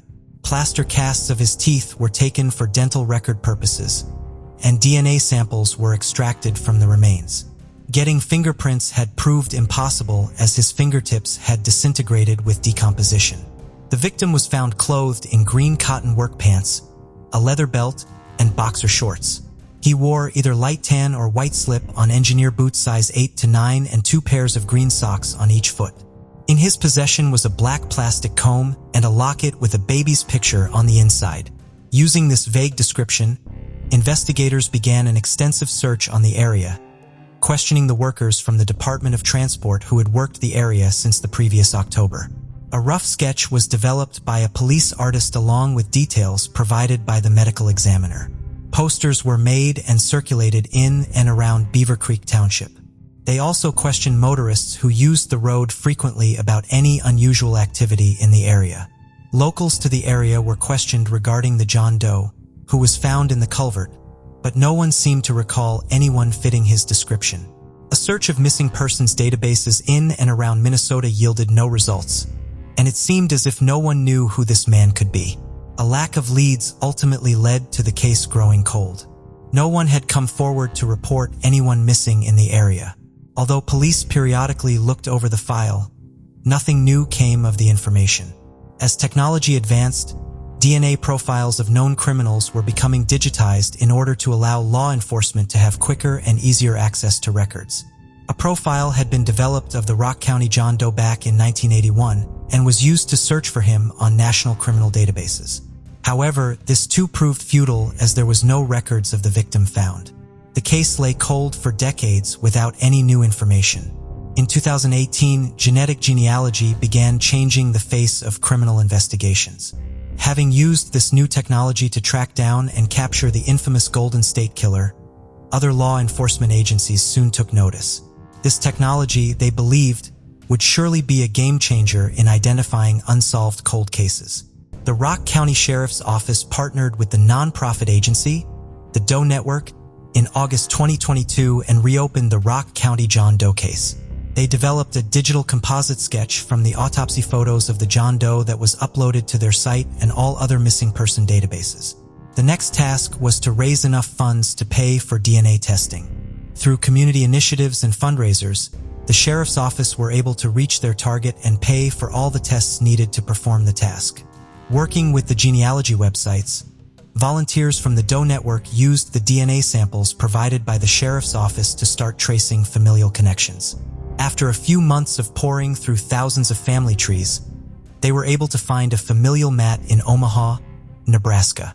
The team then made contact with the woman who said she didn't know of any relative who had lived in Rock County or went missing but was willing to meet with them. After contacting agents from the Minnesota Bureau of Criminal Apprehension and investigators from the Rock County Sheriff's Office, officials made their way to Omaha in early November 2022. And Omaha investigators met with the members of the Gattiano family and the woman who was the closest match to John Doe's profile. The family members volunteered their DNA for testing. On December 20th, 2022, investigators discovered that 2 of the profiles matched the strongest against their John Doe's profile. They returned to Omaha with the results and met with the woman who uploaded her profile to the genealogy website along with her aunt and uncle. During interviews with the family, detectives discovered that the woman's aunt actually had a brother who had gone missing in 1971 named Louis Anthony Gattiano. When they showed investigators a picture of Louis, they knew they had found their John Doe. The family could not provide much information about Louis' life as many of their family members had since passed. Louis would have been born sometime in 1946. What they did reveal to investigators was that Louis had been a notorious bank robber in the 1960s. According to his family and archived news articles, Luis had first been accused of robbing a bank in his hometown of Omaha. He was eventually caught while trying to rob a First National City Bank in New York on January 25, 1966 for $96,400 when he was 20 years old. According to reports, Luis was overpowered by the bank teller and ended up shooting the counter instead. He had injured his hand in the scuffle. The article states that Luis told detectives he had been desperate and depressed and wanted his life to be over. Luis was charged with attempted robbery, felonious assault, and weapons possession. Since then, family members heard from him infrequently, but all communication had ceased from 1971. He was not reported missing at the time because he had a strained relationship with his family. They were just as baffled to hear. He had been murdered 10 years after losing contact with his family. No one had ever come forward looking for Luis since he had been missing. For investigators, half the battle has been won as they know their Jane Doe's identity. Rock County Sheriff Evan Verbrugge said the moment was bittersweet. While it's not news anyone wants, Luis Gadiano's family, at long last, has some answers. And while there's still much more to be learned about Mr. Gadiano's death, knowing his identity, even decades after he died, is a critically important new clue in this case, he said. For Brooks, that the case will remain open despite the uphill challenge. It's going to be difficult for us to find out, but our job is to try and get answers, and the cost is minimal, he said. Authorities urge anyone who may have known Luis Anthony Gadiano between 1971 and 1981 or has any other information about the case to come forward and contact the Rock County Sheriff's Office. On November 11, 1995, in a wooded area near Bradford, Wisconsin, a group of hunters were in pursuit of a herd of deer. Gary Gilbank, eager to impart his love of hunting to his nephews, led them through the woods, only to stumble upon a scene straight out of a horror movie. As they reached the southern bank of Turtle Creek, their hunt came to an abrupt halt. Spread across the ground were the skeletal remains of a man, a baffling and unsettling discovery for them all. They owned the very land the skeleton lay on, and none of them knew who it belonged to or how it came to be here. Without hesitation, they contacted the police. Investigators arrived and immediately cordoned off the scene to begin their investigation. He appeared to be laying on his belly with his hands over his head. His head and back were partially covered by a denim jacket, and he had been wearing a t-shirt with the name of the British band, Venom, on it and a plaid shirt. He also wore gray camouflage pants, and there was one Nike sneaker next to the body. The other was not found. Investigators collected a chrome pendant of a horned goat, a Budweiser lighter, an Aquatech wristwatch, and a tube of Carmex lip balm from the scene. The remains were removed and transported to the coroner's office for further examination. The coroner began an extensive examination of Jane Doe. There had been no signs of trauma visible on the remains. His height was estimated to be between 5 feet 4 inches and 5 feet 6 inches with his weight at 140 pounds. His estimated age was between 17 to 20 years old. Using a dental analysis, the coroner determined that he had been a Caucasian male. He had received good dental care with only 2 fillings. He still had his wisdom teeth intact, with 2 having partially erupted and 1 being impacted. Samples of hair were taken for a toxicology analysis.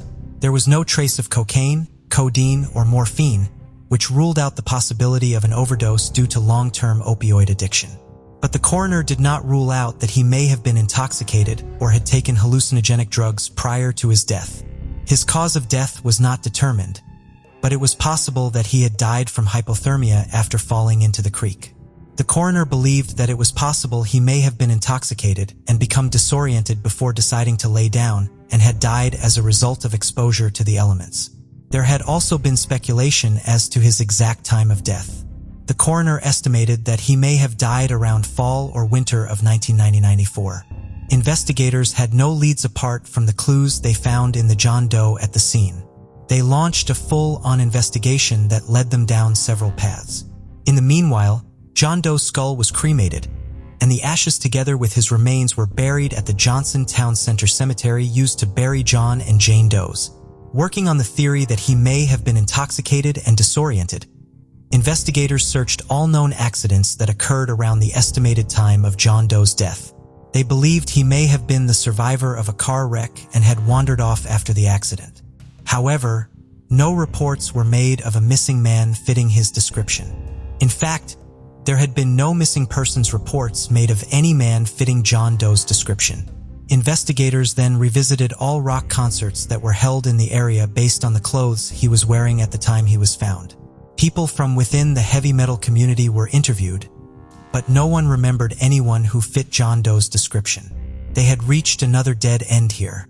Given his estimated age, they searched through school yearbooks and government records, but found none of the teenagers in that time period were reported missing. Interviews with the students from the local school district provided no leads either, leading investigators back to square one. The investigation then turned to several witness statements about a man that was dubbed River Guy by the locals.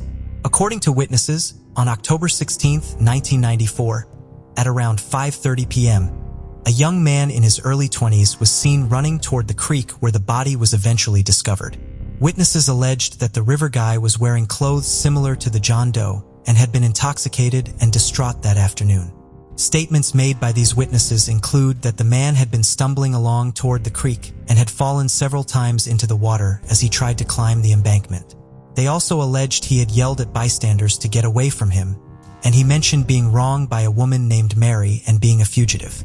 The theory remained one of the strongest until later forensic tests proved that River Guy and John Doe may not have been the same person due to time discrepancies. According to later forensic estimations, the John Doe's rate of decomposition showed that he may have died around May 1995 and not in October 1994 when River Guy was last seen. This also dispelled the initial estimated time of death given by the original medical examiner. The next lead came in the form of a pendant found at the scene. In 2010, detectives from the Rock County Sheriff's Office traced the pendant back to a Janesville area craftsman. The man had been active in the local metal rock scene and had crafted several rock and metal-inspired pieces for fans. When shown the pendant, he told police that it was indeed one of his pieces. However, he made several similar pendants and over the years had sold them to dozens of people. When shown a composite sketch of John Clinton Doe, the craftsman was unable to recognize him as a possible customer. This caused yet another hurdle in the investigation. In 2014, the Rock County Sheriff's Office teamed up with the Smithsonian Institution scientist to perform an isotopic analysis of the John Doe's bones. Isotopic analysis has been used in forensic anthropology to determine the region of origin of unidentified human remains. From bone tissue, forensic scientists can determine the region of birth of a person. The Smithsonian scientists discovered that John Doe had spent a significant amount of time in the Midwestern area around the Great Lakes. These areas included the states of Wisconsin, Illinois, Minnesota, and Michigan. This information allowed investigators to narrow down the field of investigation. Having identified the John Doe's possible birth area, investigators went back to the drawing board in 2016-16 and reworked the composite sketches developed by the Rock County Sheriff's Department and the FBI in 2013 and 2014, respectively. This time, they regressed the sketch to age 16 and added some color before distributing it to the public. Private investigator Jack Fries said that the department hoped it would refresh the memory of anyone who may have interacted with him that year. The whole idea here is to get people to think about what was going on in the early 90s and in their lives. And do they have any connection with this guy at all? He said. Their attempts had failed, but investigators were not to give up so easily. For the next 2 years, private investigator Jack Fries continued to work finding a way to identify the young John Doe. In June 2018, Fries together with Detective Corin Billhorn reached out to the DNA Doe Project, a nonprofit volunteer-based group that helps with identifying unsolved John and Jane Doe cases. Using the DNA extracted and preserved from the original autopsy, the team set out to find the identity of the John Doe. In partnership with the National Center for Missing and Exploited Children, FluGen Genetics, Aerodyne Research Inc., and Full Genome Corporation, the long journey began. Using genetic genealogy and ancestry website GeneMatch, the research team were able to locate and find possible relatives of John Clinton Doe in February 2019. They had a tentative identity, but investigators needed to be 100% sure. Over the next 3 years, University of North Texas as they tracked down relatives of the Jane Doe. Upon interviewing with the relatives, they discovered that 2 of the volunteers may share a half-sibling relationship with the Jane Doe through their father. Country officials applied for and received a warrant to exhume the body of the potential father in late 2021. Once DNA was extracted, testing once again began in earnest, and they finally announced the identity of John Clinton Doe. On June 14, 2020, Rock County Sheriff's Office announced that Carl Isaacs Jr., age 20, was identified as the body in the creek. Carl was born on April 30, 1974 in Delavan, Wisconsin. His parents divorced when he was very young, and it seemed that he had never quite recovered from the trauma. Carl had attended an alternative high school for Badger, Delavan Darien, and Elkhorn area high school students. In 1991, at age 17, Carl had developed a substance addiction. He had also joined a group of friends who engineered a crime spree resulting in damage to property and multiple burglaries. In March 1992, he was sentenced to 5 years in prison for burglary and vandalism of golf carts at the Delbrook Golf Course in Delavan.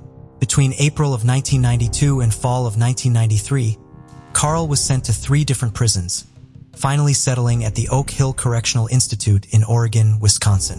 While there, he had been released to undergo a substance abuse recovery program at a halfway house in Madison. He was also occasionally allowed to return to his mother's home under house arrest. Carl sometimes played the role of informant to authorities in drug-related cases. In April 1995, he had been on one of his house arrest visits. On April 16, 1995, he had suddenly disappeared.